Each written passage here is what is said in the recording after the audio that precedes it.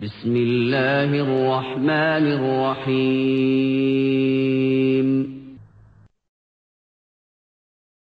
يا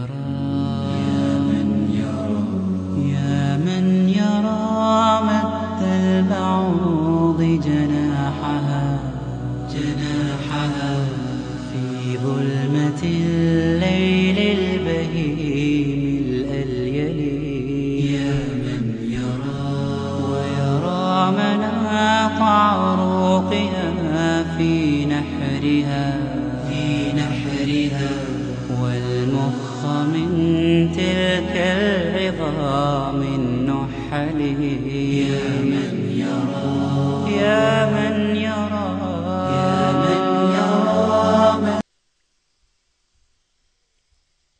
السلام عليكم ورحمة الله وبركاته. الحمد لله رب العالمين،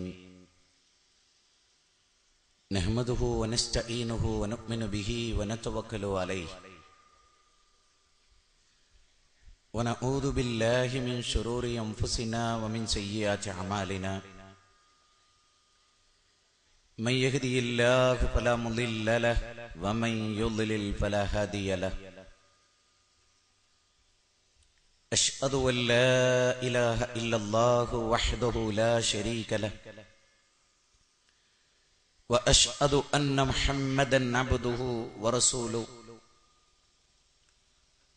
أرسله بالهدى ودين الحق ليظهره على الدين كله ولو كره المشركون.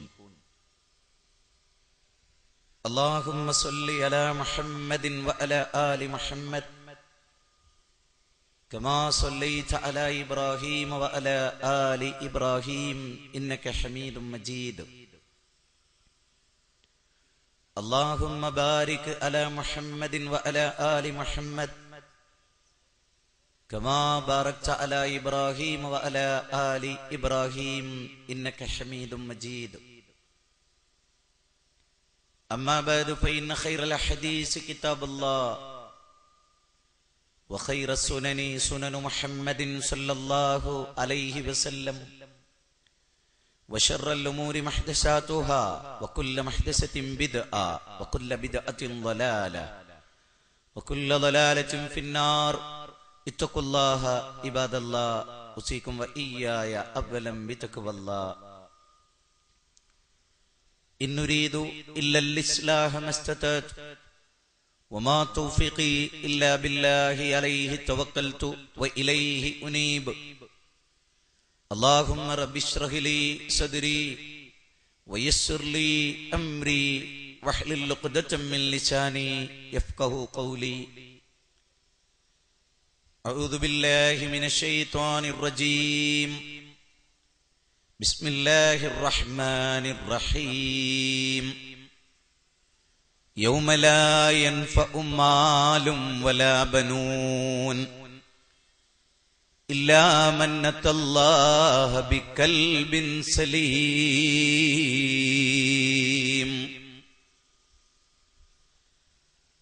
ബഹുമാന്യരായ സഹോദരങ്ങളെ, സഹോദരിമാരെ, ഈ ഗ്രാമീണമായ തികച്ചും ശാന്തമായ ഒരന്തരീക്ഷത്തിൽ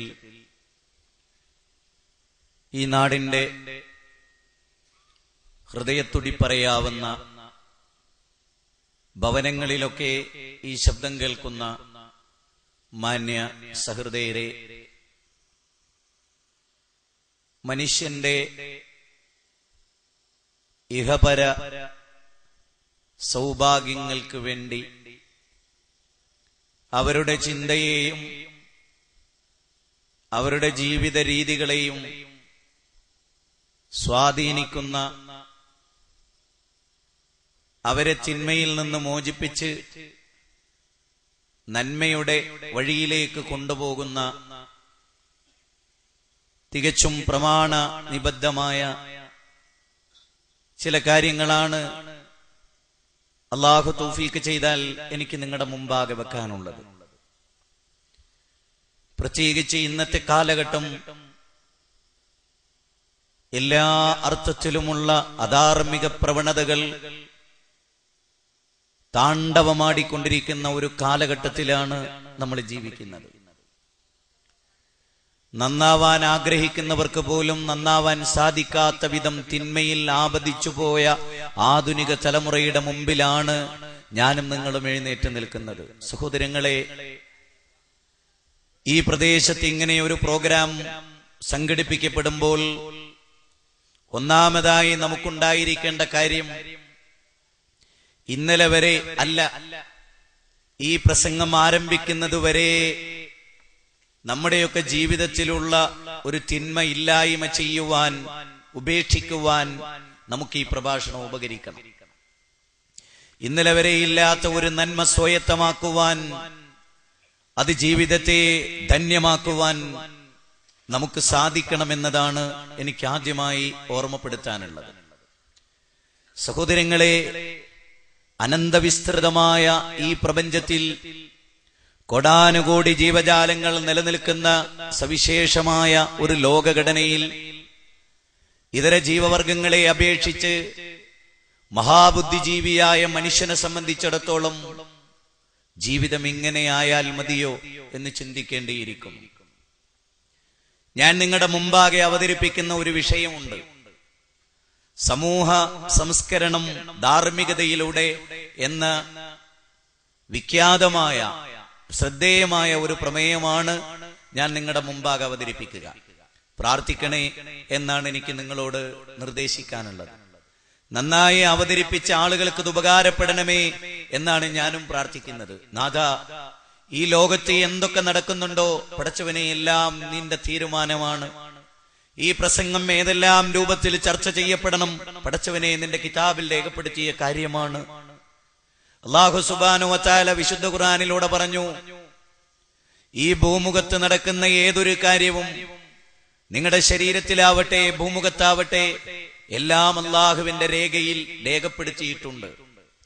മാ അസാബം മിൻ മുസീബത്തിൻ ഫിൽ അർളി വലാ ഫീ അൻഫുസികും ഇല്ലാ ഫീ കിതാബിൻ മിൻ ഖബ്ലി അൻ നബ്റഅഹാ ഇന്ന ദാലിക അലല്ലാഹി യസീർ. വിശുദ്ധ ഖുർആൻ സൂറത്ത് ഹദീദിലൂടെ 50-ാം അധ്യായം 22-ാമത്തെ വചനത്തിലൂടെ സർവാധിനാഥനായ റബ്ബ് പറയുന്നത്, മാ അസാബം മിൻ മുസീബത്തിൻ ഫിൽ അർളി വലാ ഫീ അൻഫുസികും ഇല്ലാ ഫീ കിതാബിൻ മിൻ ഖബ്ലി. അല്ലാഹ് പറയുകയാണ്, ഈ ഭൂമുഖത്ത് ഒന്നും സംഭവിക്കുന്നില്ല, നിങ്ങളുടെ ശരീരത്തിലും ഒന്നും സംഭവിക്കുന്നില്ല, എല്ലാം അല്ലാഹുവിന്റെ കിതാബിൽ രേഖപ്പെടുത്തിയിട്ടല്ലാതെ. ഇന്ന ദാലിക അലല്ലാഹി യസീർ. അതൊക്കെ അല്ലാഹുവിന് വളരെ എളുപ്പമുള്ള കാര്യമാണ്. എല്ലാം ഇവിടെ രേഖപ്പെടുത്തപ്പെട്ട് കിടക്കുന്ന കാര്യമാണ്. അതുകൊണ്ട് റഹ്മാനായ റബ്ബ് തീരുമാനിച്ചതല്ലാതെ ഒരു കാര്യവും ഈ ഭൂമുഖത്ത് നടക്കുകയില്ല. പടച്ചവന്റെ തീരുമാനമാണ്. അല്ലാഹുമ്മ ലാ മാനിഅ ലിമാ അഅ്തൈത വലാ മുഅ്തിയ ലിമാ മനഅത. പടച്ചവനെ, നീ തടഞ്ഞത് നൽകാൻ ഒരാൾക്ക് സാധ്യമല്ല, നീ നൽകിയത് തടയാനും ലോകത്തൊരാൾക്കും സാധ്യമല്ല റബ്ബേ. വലാ റാദ്ദ ലിമാ ഖളൈത. നീ വിധിച്ചതിനെ റദ്ദു ചെയ്യാനും ഒരാൾക്ക് സാധ്യമല്ല. അതുകൊണ്ട് തമ്പുരാനെ, നിന്റെ അപാരമായ അനുഗ്രഹത്തിന്റെ തണലിലും നിഴലിലുമാണ് ഈ പരിപാടി ഇവിടെ ദ്വിദിന പ്രഭാഷണ പരമ്പര ഇവിടെ സംഘടിപ്പിക്കപ്പെട്ടിട്ടുള്ളത്. ഇത് മനുഷ്യന്റെ മനസ്സിലൊരു ചിന്തയായിട്ട്, ഇത് മനുഷ്യന്റെ മനസ്സിലൊരു പരിവർത്തനമായി, ഇത് മനുഷ്യന്റെ ജീവിതത്തിൽ ഒരു വഴികാട്ടിയായി, ഇത് മനുഷ്യന്റെ ജീവിതത്തിൽ നാളെ മഹ്ശറയിൽ ഉപകരിക്കുന്ന, അർശിന്റെ തണൽ ലഭിക്കുന്ന ആളുകളുടെ കൂട്ടത്തിലായി തീരുന്നതിന് വേണ്ടി ഈ സംരംഭത്തെ നീ പരിവർത്തിപ്പിക്കണമേ എന്ന് നാഥനോട് പ്രാർത്ഥിച്ചുകൊണ്ട്, മനസ്സും മനുഷ്യനും സമൂഹവും സംസ്കരണവും ഒരു പ്രധാനമായ വിഷയമാണ്. മനുഷ്യനാഗരികത ലോകത്ത് രൂപപ്പെട്ട കാലം മുതൽ മനുഷ്യന് ധാർമ്മികതയെക്കുറിച്ചൊരു ബോധമുണ്ട്. ഞാൻ മനുഷ്യനാണ്, ഞാൻ സത്യം പറയണം, ഞാൻ ധർമ്മം ആചരിക്കണം, ഞാൻ അനീതിക്ക് കൂട്ടുനിൽക്കരുത്. എന്റെ ജീവിതത്തിന് കൃത്യമായ ഒരു ലക്ഷ്യമുണ്ട്, എന്റെ ജീവിതത്തിനൊരു ചോദ്യവുമുണ്ട്, മഹ്ശറയിൽ ഒരു വിചാരണയുമുണ്ട്. ഞാൻ നാഥനെ കണ്ടുമുട്ടേണ്ടി വരും എന്ന് വിശ്വസിച്ച ആളുകളാണ് ലോകത്തെ മഹാമനുഷ്യരിൽ ഭൂരിപക്ഷം ആളുകളും.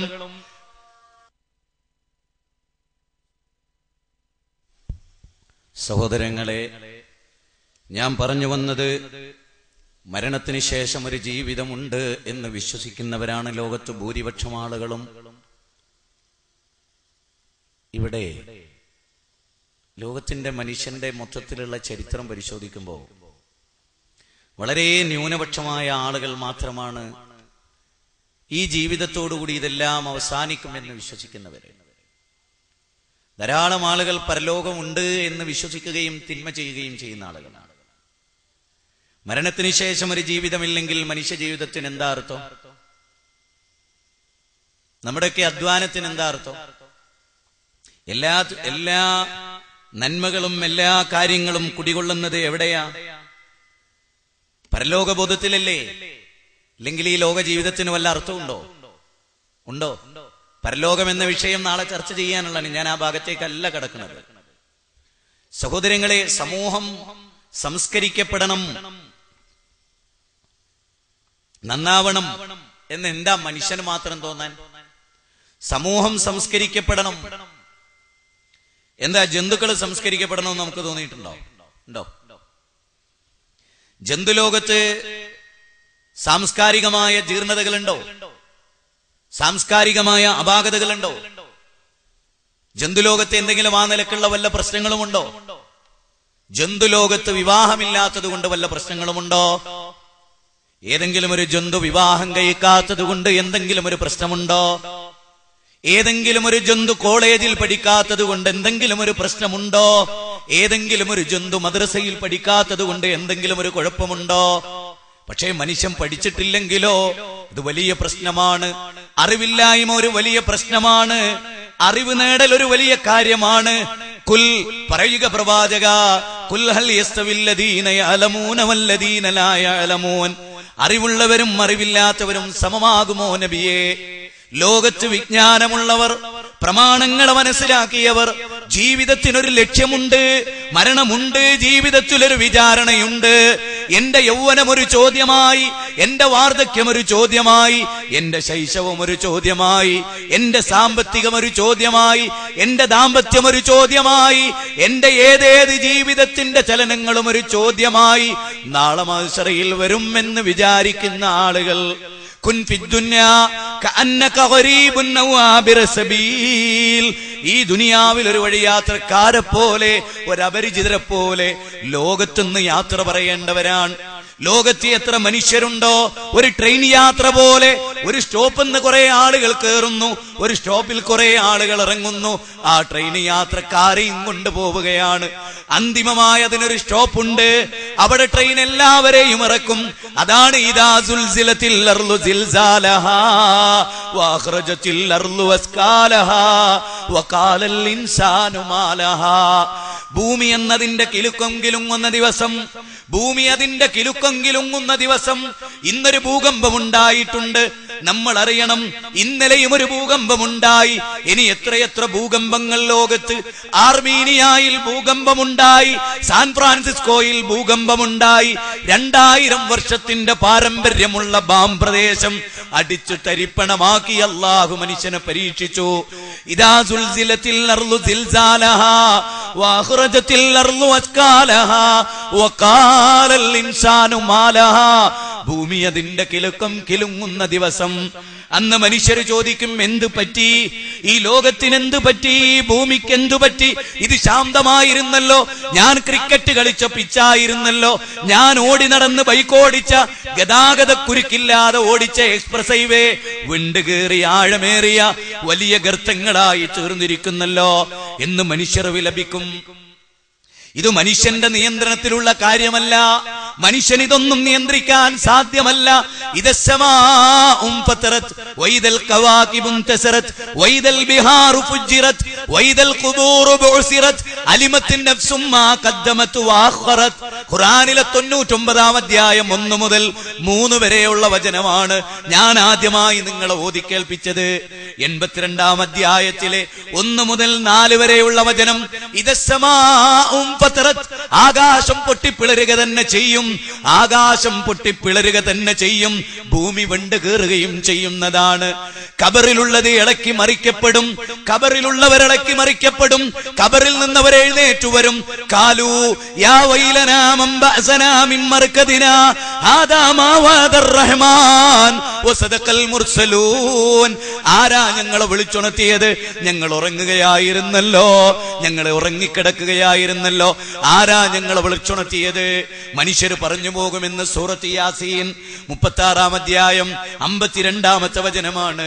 കാലൂ യാ വൈലനാ മൻ ബഅസനാ മിൻ മർകദിനാ ഹാദാ മാ വഅദർ റഹ്മാൻ വസദഖൽ മുർസലൂൻ. ആരാ ഞങ്ങളെ വിളിച്ചുണർത്തിയത്? ആരാണ് ഞങ്ങളെ വിളിച്ചുണർത്തിയത്? അങ്ങനെ മനുഷ്യർ പറയുന്ന ഒരു ദിവസം വരും. അപ്പൊ ഇദസ്സമാഉം ഫതറത് വൈദൽ കവാകിബും തസറത് വൈദൽ ബിഹാറു ഫുജിറത് വൈദൽ ഖുബൂറു ബുസിറത്. ഖബറുകൾ ഇളക്കി മറിക്കപ്പെടും, നക്ഷത്രങ്ങൾ നെട്ടറ്റ് കൊഴിഞ്ഞു വീഴുന്നതാണ്. ആകാശമണ്ഡലങ്ങളിലെ കോടിക്കണക്കിന് നക്ഷത്രങ്ങളുള്ള ഈ ഭൂമിയുടെ ഉപരിതലം ആകാശമാകുന്ന മേലാപ്പ്, ആ മേലാപ്പ് തകർന്നിട്ട് വീഴുമെന്ന് റഹ്മാനായ റബ്ബ് പറയുമ്പോ ഇല്ല എന്ന് പറയാൻ ഒരാൾക്ക് സാധ്യമല്ല. ഈ ഭൂഗോളം മനുഷ്യനെ അധീനപ്പെടുത്തി തന്നു. സൂര്യനും ചന്ദ്രനും മനുഷ്യൻ അധീനപ്പെടുത്തി തന്നു. ലോകൈകനാഥനായ പടച്ച തമ്പുരാൻ, ആ തമ്പുരാൻ പറയുന്നു, മനുഷ്യരെ ധാർമ്മികതയിലൂടെ നിങ്ങൾ സംസ്കരിക്കപ്പെടേണ്ടതുണ്ട്, ധാർമ്മികതയിലൂടെ നിങ്ങൾ സംസ്കരിക്കപ്പെടേണ്ടതുണ്ട്. നിങ്ങളുടെ ചിന്ത നന്നായി തീരണം, നിങ്ങളുടെ കേൾവിയും നന്നാവണം, നിങ്ങളുടെ കാഴ്ചയും നന്നാവണം.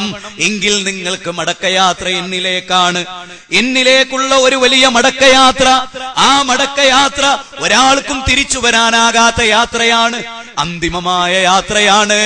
ജീവന് തുല്യം സ്നേഹിച്ച മക്കളെ വിട്ടിട്ടുള്ള യാത്രയാണ്. മോനെ മടിയിലിരുത്തി മുല കൊടുക്കുമ്പോ അറ്റാക്ക് വന്ന് മരിച്ച ഉമ്മമാർ, അങ്ങുലത്തൂരിലെ ഭൂകമ്പത്തിൽ, ഗുജറാത്തിലെ ഭൂകമ്പത്തിൽ ബിൽഡിംഗ് തകർന്നു വീണ് അതിന്റെ ഉള്ളിൽ കിടന്ന് മരിച്ചുപോയ അമ്മയുടെ മാറിടത്തിൽ കിടന്ന് 82 മണിക്കൂർ പാല് കുടിച്ച സ്തന്യം നുകർന്ന പിഞ്ചോമനയുടെ മുർത്തസാലിയുടെ കഥ നമ്മൾ വായിച്ചിട്ടുണ്ട്. ഇന്നേതോ ഭവനത്തിൽ അവൻ സ്വസ്ഥമായി വളരുന്നുണ്ടാവാം, അവനെ ദത്തെടുത്ത പിതാവ് അവനെ വളർത്തുന്നുണ്ടാവാം. ലോകത്ത് അങ്ങനെ പലതും നടക്കുന്നുണ്ട്. മക്കളെ വിട്ട് ഒരു പിതാവിന്റെ യാത്ര, ഒരിക്കലും തിരിച്ചു വരാത്ത 3 കഷ്ടം വെള്ളത്തുണിയിൽ പള്ളിക്കാട്ടിലേക്ക് കൊണ്ടുപോകുന്ന ഒരു യാത്ര, അത് മറക്കാനാവാത്ത യാത്രയാണ്. പള്ളിക്കാട്ടിൽ കൊണ്ടുപോയി ബാപ്പാനെ കബറടക്കി തിരിച്ചു വരുമ്പോ ബാപ്പ ഇരുന്ന കസേര കാലിയായി കിടക്കുമ്പോ, ബാപ്പ ധരിച്ച ചെരുപ്പ് കാലിയായി കിടക്കുമ്പോ, ബാപ്പാന്റെ കാലും ബാപ്പാന്റെ കൈയും ബാപ്പാന്റെ ശരീരവും സ്നേഹിച്ച മക്കളുടെ മനസ്സിൽ ഓർമ്മയായി, വിലാപമായി, കണ്ണുനീരായി പെയ്തിറങ്ങുന്ന വല്ലാത്ത ഒരു ദിവസം ഈ ഭൂമുഖത്ത് മനുഷ്യരുണ്ട്. വമാ തദ്രീ നഫ്സും മാദാ തക്സിബു ഗദൻ വമാ തദ്രീ നഫ്സും ബിഅയ്യി അർളിൻ തമൂത്. നാളെ എന്ത് സംഭവിക്കും പറയാനാവില്ല. എന്റെ പ്രിയപ്പെട്ട സുന്നി സഹോദര, എന്റെ പ്രിയപ്പെട്ട മുസ്ലിങ്ങളെ, ഒരാൾക്കും പറയാനാവില്ല. നാളെ എവിടെയൊക്കെ സുനാമി ഉണ്ടാകും. നാളെ ഇതുപോലെ ഒരു ഭൂമി അത് ഇളക്കി മറിച്ചൊരു വലിയ തീജ്വാല വന്ന് നമ്മളെ ഒന്നും മൂടില്ലെന്ന് പറയാൻ നമ്മളാരും ആളല്ല.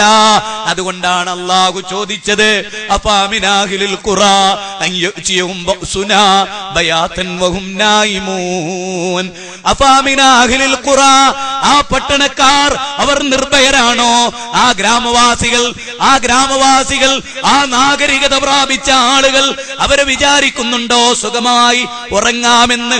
അഫാമിനാഹിലിൽ ഖുറാ അൻ യഅതിയഹും ബഅസുനാ ളുഹം വഹും യൽഅബൂൻ. അല്ലാഹ് പറയുകയാണ്, 7-ാം അധ്യായമാണ്, സൂറത്ത് അറാഫാണ്, 96 മുതലുള്ള വചനമാണ്.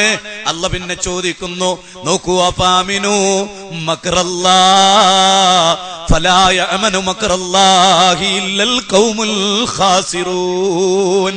അല്ലാഹുവിന്റെ തന്ത്രത്തെക്കുറിച്ച് അവർ നിർഭയരാണോ? പടച്ചവൻ ശിക്ഷിക്കില്ലെന്നവർ വിചാരിക്കുകയാണോ? ഈ ഇന്ത്യയാകുന്ന നമ്മുടെ രാജ്യത്ത് എത്ര ഭൂകമ്പങ്ങൾ, എത്ര സ്ഫോടനങ്ങൾ, എത്ര ആക്രമങ്ങളാണ് നടക്കുന്നത്. എല്ലാം പടച്ചവൻ അറിയുന്നില്ലേ? അവൻ കാണുന്നില്ലേ? ഇതിനൊക്കെ മനുഷ്യർക്ക് ശിക്ഷയുണ്ടാവില്ലേ? തീർച്ചയായും ഉണ്ട്. അങ്ങനെ ഒരു ലോകം വരാനുണ്ട്. അവിടെ വിചാരണയുണ്ട്. നിങ്ങളുടെ കർമ്മരേഖ കൈകളിൽ നൽകപ്പെടും. വനുഖ്രിജു ലഹു യൗമൽ ഖിയാമത്തി കിതാബൻ യൽഖാഹു മൻശൂറാ ഇഖ്റ കിതാബക കഫാ ബിനഫ്സികൽ യൗമ അലൈക ഹസീബാ. 17-ാം അധ്യായമാണ്, സൂറത്ത് ഇസ്രാ ആണ്, 13-14 വചനമാണ്. ഓരോ മനുഷ്യന്റെ കൈകളിലും, ഇവിടെ പുളിക്കൽ പ്രദേശത്ത് ജീവിച്ചവർ, ഇവിടെ ഏതൊക്കെ പ്രദേശത്ത് ഗ്രാമീണമായി ഏതൊക്കെ ജീവിതം നയിച്ചോ, ഭാസ്കരന്റെ കയ്യിൽ, ദേവദാസിന്റെ കയ്യിൽ, സുമതിയുടെ കയ്യിൽ, ആമിനയുടെ കയ്യിൽ, ആയിഷക്കുട്ടിയുടെ കയ്യിൽ, എല്ലാവരുടെ കൈകളിലും അവരുടെ നാഥൻ ഒരു കിതാബ് തന്നിട്ട് പറയും, ഇതൊന്ന് വായിച്ചു നോക്ക്. നീ ജനിച്ച കാലം മുതൽ നിന്റെ കർമ്മപദങ്ങൾ, നിന്റെ ബാല്യമാണതിൽ രേഖപ്പെട്ട് കിടക്കുന്നത്, നിന്റെ യൗവനമാണതിൽ രേഖപ്പെട്ട് കിടക്കുന്നത്. നീ ടൂർ പോയില്ലേ? നീ ഇന്ന സ്ഥലം സന്ദർശിച്ചില്ലേ? നീ ദുബായിലെ ഫ്ലാറ്റിൽ താമസിച്ചില്ലേ? അന്ന് റഷ്യക്കാരിയുമായി നീ രമിച്ചില്ലേ? ഒരു സ്ക്രീനിൽ കാണുന്ന പോലെ നിന്റെ മുമ്പിൽ എല്ലാ കഥകളും രേഖപ്പെടുത്തുന്ന ഒരു ദിവസം. ഇഖ്റ, നീ വായിച്ചോ കിതാബ്, നിന്റെ കിതാബ് നീ വായിച്ചോ. കള്ളം പറഞ്ഞത്, ഖുർആനിന്റെ ആയത്ത് ദുർവ്യാഖ്യാനിച്ചത്, ഹദീസ് കോട്ടിമാട്ടിയത്, ഇബാറത്ത് മാറ്റി വായിച്ചത്, ഇബാറത്ത് തെറ്റിച്ചു പറഞ്ഞത്, പണത്തിനു വേണ്ടി ആളുകളെ പറ്റിച്ചത്, കൃത്രിമമായി സ്വലാത്തുണ്ടാക്കിയത്, ജീവിതത്തിൽ നിന്റെ ദുനിയാവിന് വേണ്ടി നീ കാണിച്ച എല്ലാ കള്ളത്തരങ്ങളും ബോധ്യമാകുന്ന ഒരു ലോകം. അന്നവര് പറയും, മാലി ഹാദൽ കിതാബ്, മാലി ഹാദൽ കിതാബ് ലാ യുഗാദിറു സഗീറതൻ വലാ കബീറതൻ ഇല്ലാ അഹ്സാഹാ. ഇതെന്തോ ഒരു കിതാബാണ്, എല്ലാം ഇതിൽ രേഖപ്പെടുത്തിയിട്ടുണ്ടല്ലോ. ഞാൻ ചെയ്തു പോയ ഏതേത് കർമ്മങ്ങളും ഇതെല്ലാം ഇവിടെ രേഖപ്പെടുത്തി. ഞാൻ എന്റെ ഭാര്യയോട് മൂടിവെച്ചത്, ഞാൻ എന്റെ മക്കളോട് മൂടിവെച്ചത്, ഞാൻ എന്റെ നാട്ടുകാരോട് മൂടിവെച്ചത്, ഇതെല്ലാം എന്റെ റബ്ബിന്റെ രേഖയിലുണ്ടല്ലോ. മാലിഹാദൽ കിതാബ് ലാ യുഗാദിറു സഗീറതൻ വലാ കബീറതൻ ഇല്ലാ അഹ്സാഹാ. ഇതെന്തോ ഒരു കിതാബാണ്. 40 നിങ്ങൾ ആലോചിച്ചു നോക്കൂ, ഖുർആനിലെ 18-ാം അധ്യായം 49-ാമത്തെ വചനമാണ്. അപ്പൊ അങ്ങനെയൊരു ലോകം വരാനുണ്ട്. ആ ലോകത്തുനിന്ന് മനുഷ്യന് രക്ഷപ്പെടണമല്ലോ, വേണ്ടേ? അതിനാണ് ഇന്ന് ഞാൻ വിഷയം അവതരിപ്പിക്കുന്നത്. ആ ലോകത്തുനിന്ന് രക്ഷപ്പെടാൻ, അവിടെ സ്വർഗം കിട്ടാൻ, മനസ്സിലായില്ലേ? ആ സ്വർഗം കിട്ടാൻ ആവശ്യമായ സുഹൃതങ്ങൾ ചെയ്യുക. നിങ്ങൾക്കറിയാലോ, ആരെങ്കിലും ഇപ്പൊ നമ്മളെ ഈ നാട് വ്യത്യസ്ത മതങ്ങൾക്ക് അഭയം നൽകിയ സംഗമസ്ഥാനമായി, വിവിധ നമ്മുടെ ചുറ്റുവട്ടത്തൊക്കെ അയൽവാസികളായിട്ടുള്ള മുസ്ലിങ്ങള് അല്ലെ, എല്ലാവർക്കും എന്താണ് കള്ളുകുടി നല്ലതാണെന്ന് ബാലേട്ടന് അഭിപ്രായം ഉണ്ടോ? ഇല്ലല്ലോ. വ്യഭിചാരം നല്ലതാണ് എന്ന് ഇവിടുത്തെ ആർക്കെങ്കിലും അഭിപ്രായം ഉണ്ടോ? ആർക്കും അഭിപ്രായമില്ല അല്ലേ? മൂല്യങ്ങൾ എല്ലാവർക്കും ഏറെക്കുറെ എല്ലാരും പറയും, കള്ളം പറയരുത്, വഞ്ചിക്കരുത്, ചതിക്കരുത്, അന്യായമായവന്റെ സ്വത്തെടുക്കരുത് അല്ലേ? എല്ലാരും പറയും. എന്താ എടുത്താല് നിങ്ങൾ ആലോചിച്ച് നോക്കുമ്പോ, നമ്മുടെ ഒരു കുട്ടി നമ്മുടെ വീടിന്റെ മതില് ചാടി അപ്പുറത്തെ പറമ്പിൽ നിന്ന് തേങ്ങ പറിച്ചാൽ ഇപ്പുറത്തെ പറമ്പിലെ തേങ്ങയും അപ്പുറത്തെ പറമ്പിലെ തേങ്ങയും ഒന്ന് തന്നെയല്ലേ? അതെ അല്ലേ? നിങ്ങൾ ആലോചിച്ച് നോക്കൂ, തേങ്ങ ഒന്ന് തന്നെയല്ലേ? അതെ. ആരാന്റെ പത്തായത്തിലെ നെല്ലും അവനാന്റെ പത്തായത്തിലെ നെല്ലും വെച്ചാ കഞ്ഞിയാവൂലേ? കഞ്ഞിയാവും. കുടിച്ചാ ടേസ്റ്റ് ഉണ്ടാവൂലേ? ഉണ്ടാവും. പക്ഷേ ആരാന്റെ പത്തായത്തിൽ നിന്ന് നെല്ലെടുത്ത് കുടിക്കുമ്പോ ഇവിടെ നിങ്ങട്ട് ഇറങ്ങാൻ ഈമാനുള്ളവർക്ക് ഒരു പ്രയാസം ഉണ്ടാവും, ധാർമ്മിക ബോധമുള്ളവർക്ക് ഒരു പ്രയാസം ഉണ്ടാവും. എന്തേ കാരണം? എന്താ കാരണം? എന്റേതല്ല, അന്യന്റേതാണ് അല്ലേ? ഇപ്പൊ അന്യന്റെ മുതൽ അത് ഹലാലല്ലേ? ആണ്.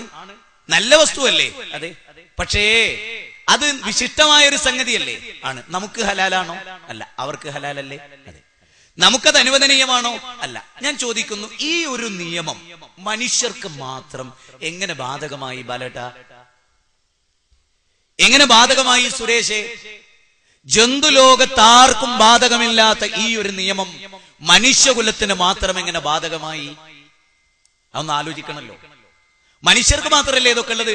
നിങ്ങൾ ആലോചിച്ച് നോക്കൂ. നമ്മളൊക്കെ പലപ്പോഴും മനുഷ്യന്റെ ഭൗതിക പ്രമത്തത, ഇപ്പൊ സിനിമ മനുഷ്യനെ ഏറ്റവും സ്വാധീനിച്ച ഒരു മാധ്യമമാണ്. അല്ലേ? ലോകത്ത് കലാരംഗത്ത് ഏറ്റവും മനുഷ്യനെ സ്വാധീനിച്ചിട്ടുള്ള ഒന്നാണെന്ത്? സിനിമ ആണല്ലോ. ഈ സിനിമ കണ്ടിട്ടാണ് ചേലേമ്പ്രയിൽ ഏറ്റവും വലിയ ബാങ്ക് കൊള്ള നടന്നിട്ടുള്ളത്.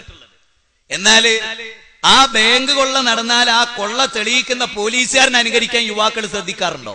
ഇല്ല. അതെന്താ അങ്ങനെ? ഒരു ബാങ്ക് കൊള്ള നടന്നാൽ ആ കൊള്ള തെളിയിക്കുന്ന ഒരു നല്ല പോലീസ് ഉദ്യോഗസ്ഥന്റെ സ്വഭാവം അനുകരിക്കാറുണ്ടോ? ഇല്ല. നായകൻ കള്ളു കുടിക്കലാകുന്നു ഹീറോയുടെ പ്രത്യേകത എന്ന് നമ്മൾ മനസ്സിലാക്കുക. നായകൻ പുകവലിക്കൽ അന്തസ്സായ ഒരു ഏർപ്പാടാണെന്നാണ് ആളുകൾ മനസ്സിലാക്കുക, അല്ലേ? അതിന്റെ ഉദാഹരണമാണ് ഇപ്പൊ നിങ്ങൾക്ക് അറിയാലോ, Sachin Tendulkar, nothing official about it, Pepsi. ഈ പരസ്യത്തിലൂടെ യുവാക്കൾ എന്താ മനസ്സിലാക്കുക? ഈ സച്ചിൻ ടെണ്ടുൽക്കർ സിക്സർ അടിക്കുന്നതൊക്കെയും പെപ്സി കുടിച്ചിട്ടാണെന്നാണ് ചെറിയ കുട്ടികളൊക്കെ ധാരണ. മോനെ, സത്യത്തിൽ അയാൾ കുടിക്കണ്ടോന്ന് എനിക്കറിയില്ല, കുടിക്കുന്നുണ്ടാവാം, ഞാൻ അതിനാളല്ലേ, എനിക്കറിയില്ല. പക്ഷേ പെപ്സി മനുഷ്യ ശരീരത്തിന് പറ്റാത്തതാ. കുടിച്ചാല് സിക്സർ വരികയല്ല, ഫോറാകുക, പിന്നെ തീരെ അല്ലാണ്ടാവുക. അതുകൊണ്ട് വേഗം ഔട്ടാകുന്നത്. മുമ്പ് അങ്ങനെ വേഗം ഔട്ടാറുണ്ടായിരുന്നില്ല. ഇപ്പൊ ഔട്ടാകുന്ന എന്താ? കയ്യിന്റെ ശേഷി കുറഞ്ഞു. ആജാതി വിഷാ കുടിക്കണത്, ആജാതി വിഷാണ് കുടിക്കണത്. അപ്പൊ അത് കണ്ടിട്ട് ആരും വിചാരിക്കണ്ട, ഒരു പല്ല് കുത്തി കഴിച്ചിട്ട് പെപ്സിയിലോ കൊളയിലോ ഇട്ടാല് അലിഞ്ഞു പോകും. ഒരാഴ്ച കൊണ്ട്, ഒരാഴ്ചയും ഉണ്ട്, 2-3 ദിവസം കൊണ്ട്, പിന്നെ പല്ല് തപ്പിയ കാണില്ല. അത്ര മാരകമാണത്. അപ്പൊ എന്താ ആളുകൾ വിചാരിക്കുക?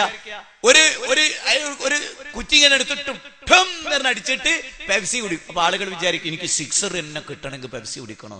കുഞ്ഞുമോനെ, സിക്സർ ഉണ്ടാവില്ല, 3 ഉണ്ടാവില്ല, 2 ഉണ്ടാവില്ല, 1 ഉണ്ടാവില്ല. എന്റെ ആരോഗ്യം പോവും, കിഡ്നി പോവും, എന്റെ കിഡ്നി കേടുന്നു. അനുകരണമാണ്. ആളുകൾ വിചാരിക്കുക എങ്ങനെ? ഹീറോ കള്ളു കുടിക്കുന്നുണ്ട്, നമ്മള് കള്ളു കുടിക്കും. ഹീറോ ചിലപ്പോ കട്ടൻ ചായ ആയിരിക്കും കുടിക്കണത്, നമ്മൾ സാക്ഷാൽ കള്ളാ കുടിക്കണത്. നമ്മൾ കേടുവരും. ഒരു കട്ടൻ ചായ പിടിച്ച പ്രതീതിയെ ഉണ്ടാവുള്ളൂ. മനസ്സിലാവുന്നുണ്ടോ? അപ്പൊ അനുകരണം ഇന്നൊരു ഇതാണല്ലോ. അപ്പൊ മനുഷ്യർ ചിന്മയെ സ്വീകരിക്കുന്ന ഒരു സവിശേഷമായ ഒരു അവസ്ഥയിലാണല്ലോ നമ്മൾ ജീവിക്കുന്നത്. മനുഷ്യൻ മാത്രം നന്നാകുന്നത് എന്തിനാ? സാധാരണ നമ്മൾ അങ്ങനെ കേട്ടിട്ടുള്ള ഒരു പാട്ടാണ്, അണ്ടർ സി ബൈക്കും അതിലൊരു പൂജാവെട്ടും വേണം, പാറി നടക്കും പറവകളൊന്നും വേളി കഴിച്ചിട്ടില്ല. പാറി നടക്കുന്ന പറവകളൊന്നും കല്യാണം കഴിച്ചിട്ടില്ലല്ലോ. അപ്പൊ നമുക്ക് എന്തിനാ കല്യാണം എന്നാ? മോനെ, പാറി നടക്കുന്ന ഏതെങ്കിലും ഒരു പറവക്ക് എയ്ഡ്സ് വന്നിട്ടുണ്ടോ മോനെ? ഇല്ല. കല്യാണം കഴിക്കാത്തോണ്ട് ഇല്ല. അതെന്താ മോനെ വരാത്തത്? കൊരങ്ങിന്റെ വാല് മുറിഞ്ഞ മനുഷ്യനെ മാത്രം എയ്ഡ്സ് ഉണ്ടാവുകയും അക്കൊരങ്ങായി തന്നെ ജീവിക്കുന്ന കൊരങ്ങിന്, അസിലിയായി കൊരങ്ങായി തന്നെ നിലക്കുന്ന കൊരങ്ങിന് ഇതില്ലാതെ പോവുകയും ചെയ്തത് എവിടെ? ആ യുക്തിവാദികളും ഭൗതികവാദികളും മറുപടി പറയേണ്ടതാണ്. മരണത്തിന് ശേഷം ഒരു ജീവിതമല്ല, നാക്കാലികളെ പോലെ ചത്തൊടുങ്ങാനുള്ളതാണ് മനുഷ്യന്റെ ജീവിതം എന്ന് പറയുന്ന വലിയ ബുദ്ധിജീവികൾ എന്ന് പറയുന്ന വിവരദോഷികൾ ഉണ്ടല്ലോ നമ്മുടെ നാട്ടില്. ഓരാലോചിക്കേണ്ടതാണ്. അതെന്താ ജന്തുക്കൾക്കൊന്നും ഇല്ലാത്തത്? നമ്മളിങ്ങനെ പോവാ റോട്ടിലൂടെ. അന്ന് പണ്ട് ഒരു പശു ഇങ്ങനെ ഒരു വലിയ കിറ്റൊക്കെ തോളിട്ടിട്ട് ഇങ്ങനെ ഒരു മൂളിപ്പാട്ടൊക്കെ പാടി ഇങ്ങനെ പോയി. എങ്ങട്ടാ? യൂണിവേഴ്സിറ്റിയിലേക്കാ, കാലിക്കറ്റ് യൂണിവേഴ്സിറ്റിയിലേക്ക്. എന്തിന്? ഒരു പോത്തിങ്ങനെ നടന്നു പോകും, ഒരു കെട്ട് പുസ്തകം. എങ്ങട്ടാ? യൂണിവേഴ്സിറ്റിയിലേക്കാ. എഞ്ചിനീയറിംഗിന് വേണ്ടിട്ട് അഡ്മിഷൻ കിട്ടാൻ, അതിന്റെ ഒരു പേപ്പർ ശരിയാക്കാൻ വേണ്ടി ഇന്ന കോളേജ് കിട്ടാം. അങ്ങനത്തെ ഒരു അവസ്ഥ ഉണ്ടോ? ഇല്ല. നിങ്ങൾ ആലോചിച്ചേ, SSLC വരെ പഠിച്ചിട്ട് +2 പഠിച്ചു, ഡിഗ്രി എടുത്തു. ആ കുട്ടി പലപ്പോഴും മൃഗതുല്യമായിട്ടാണ് പെരുമാറുന്നത്. അതൊന്നും പഠിക്കാത്ത മൃഗോ? ആലോചിക്കാൻ, മനുഷ്യനെ ആലോചിക്കുക. അപ്പൊ നിങ്ങളറിയോ, കൊടിയേരി ബാലകൃഷ്ണൻ സല്യൂട്ട് എടുത്തിട്ട് ഒരു നായിന്റെ പിക്ചർ കഴിഞ്ഞ ദിവസം പത്രത്തിൽ വന്നിരുന്നു. എന്താ നായിന്റെ പ്രത്യേകത? ആ നായക്കൊരു പ്രത്യേകത ഉണ്ട്. ആ നായ നമ്മുടെ മനുഷ്യരുടെ കൂട്ടത്തിൽ പലരേക്കാൾ കേമനാണ്. മനുഷ്യന് അത്രയും ഉപകാരം ഉണ്ടായിട്ടില്ല. ആ നായയുടെ പ്രത്യേകത മനുഷ്യർ വെക്കുന്ന ദുഷിച്ച ബോംബ് കണ്ടെത്തുക എന്നുള്ളതാണ്. അപ്പൊ രാജ്യസ്നേഹിയായ നായ, രാജ്യദ്രോഹി വെച്ച ബോംബ് കണ്ടെത്തുന്ന. അപ്പൊ നായയാണോ മുന്തിയത്, മനുഷ്യനാണോ? മനുഷ്യൻ നായേക്കാൾ മോശമാകുക. അതുകൊണ്ടാണല്ലോ പടച്ചോൻ പറഞ്ഞത്, ഉലായിക്കൽ അൻആം ബൽ ഹും അദൽ ഉലായിക ഹുമുൽ ഗാഫിലൂൻ. മൃഗങ്ങളെ പോലെയാണ് മനുഷ്യനല്ല, അതിനേക്കാൾ താഴെയാണ്. ബൽ ഹും അദൽ, അതിനേക്കാൾ താഴെയാണ്, അതിനേക്കാൾ മോശമാണ്. മനുഷ്യൻ അങ്ങനെ ആവാൻ പാടില്ല. മനുഷ്യൻ അങ്ങനെ ആയിക്കൂടാന്നാണ് ഇസ്ലാം മനുഷ്യരോട് പറയുന്നത്. അപ്പൊ അവനൊരു ധാർമ്മിക ജീവിയായിട്ട് കാണുക, എല്ലാ മൂല്യവും കാത്തു സൂക്ഷിക്കുക. നിങ്ങൾ ആലോചിച്ച് നോക്കൂ, 5 മക്കളുള്ള ഒരു മാതാവിന് ഇന്നത്തെ കാലത്ത് ആ 5 കുട്ടികളെ പഠിപ്പിക്കണമെങ്കിൽ ചില്ലറ സമ്പാദ്യം മതിയോ? എത്ര ആളെ കാല് പിടിക്കണോ? ലോകത്തേതെങ്കിലും ഒരു പോത്ത് കുട്ടികളെ പഠിപ്പിക്കാൻ കാല് പിടിച്ചിട്ടുണ്ടോ ദുനിയാവില്? ഇല്ല. അതുകൊണ്ട് സമൂഹത്തിൽ എന്തെങ്കിലും ഒരു ക്രമക്കേടോ ഒരു അസ്വസ്ഥതയോ ഒരു പ്രശ്നമുണ്ടോ? നിങ്ങൾ ഇനി വിചാരിച്ചോളൂ, പുളിക്കൽ പ്രദേശത്ത് മുഴുവനും കുട്ടികളെ സ്കൂൾ പഠിക്കില്ല നിങ്ങൾ തീരുമാനിച്ചാൽ 10 കൊല്ലം കൊണ്ട് നാടെന്താവും? എന്താവും? നമ്മള് മനുഷ്യരെ തച്ചുവല്ലും മൃഗങ്ങളെ പോയിട്ടു അതായിരിക്കും ഉണ്ടാവുക. ഞാൻ യുക്തിവാദികളോട് നിരീശ്വരവാദികളോട് ഞാൻ വെല്ലുവിളിച്ച് തന്നെ പറയാണ്, ഏത് നോളജ് ഉള്ളവനും കയറി വന്നതിന് മറുപടി അറിയാം.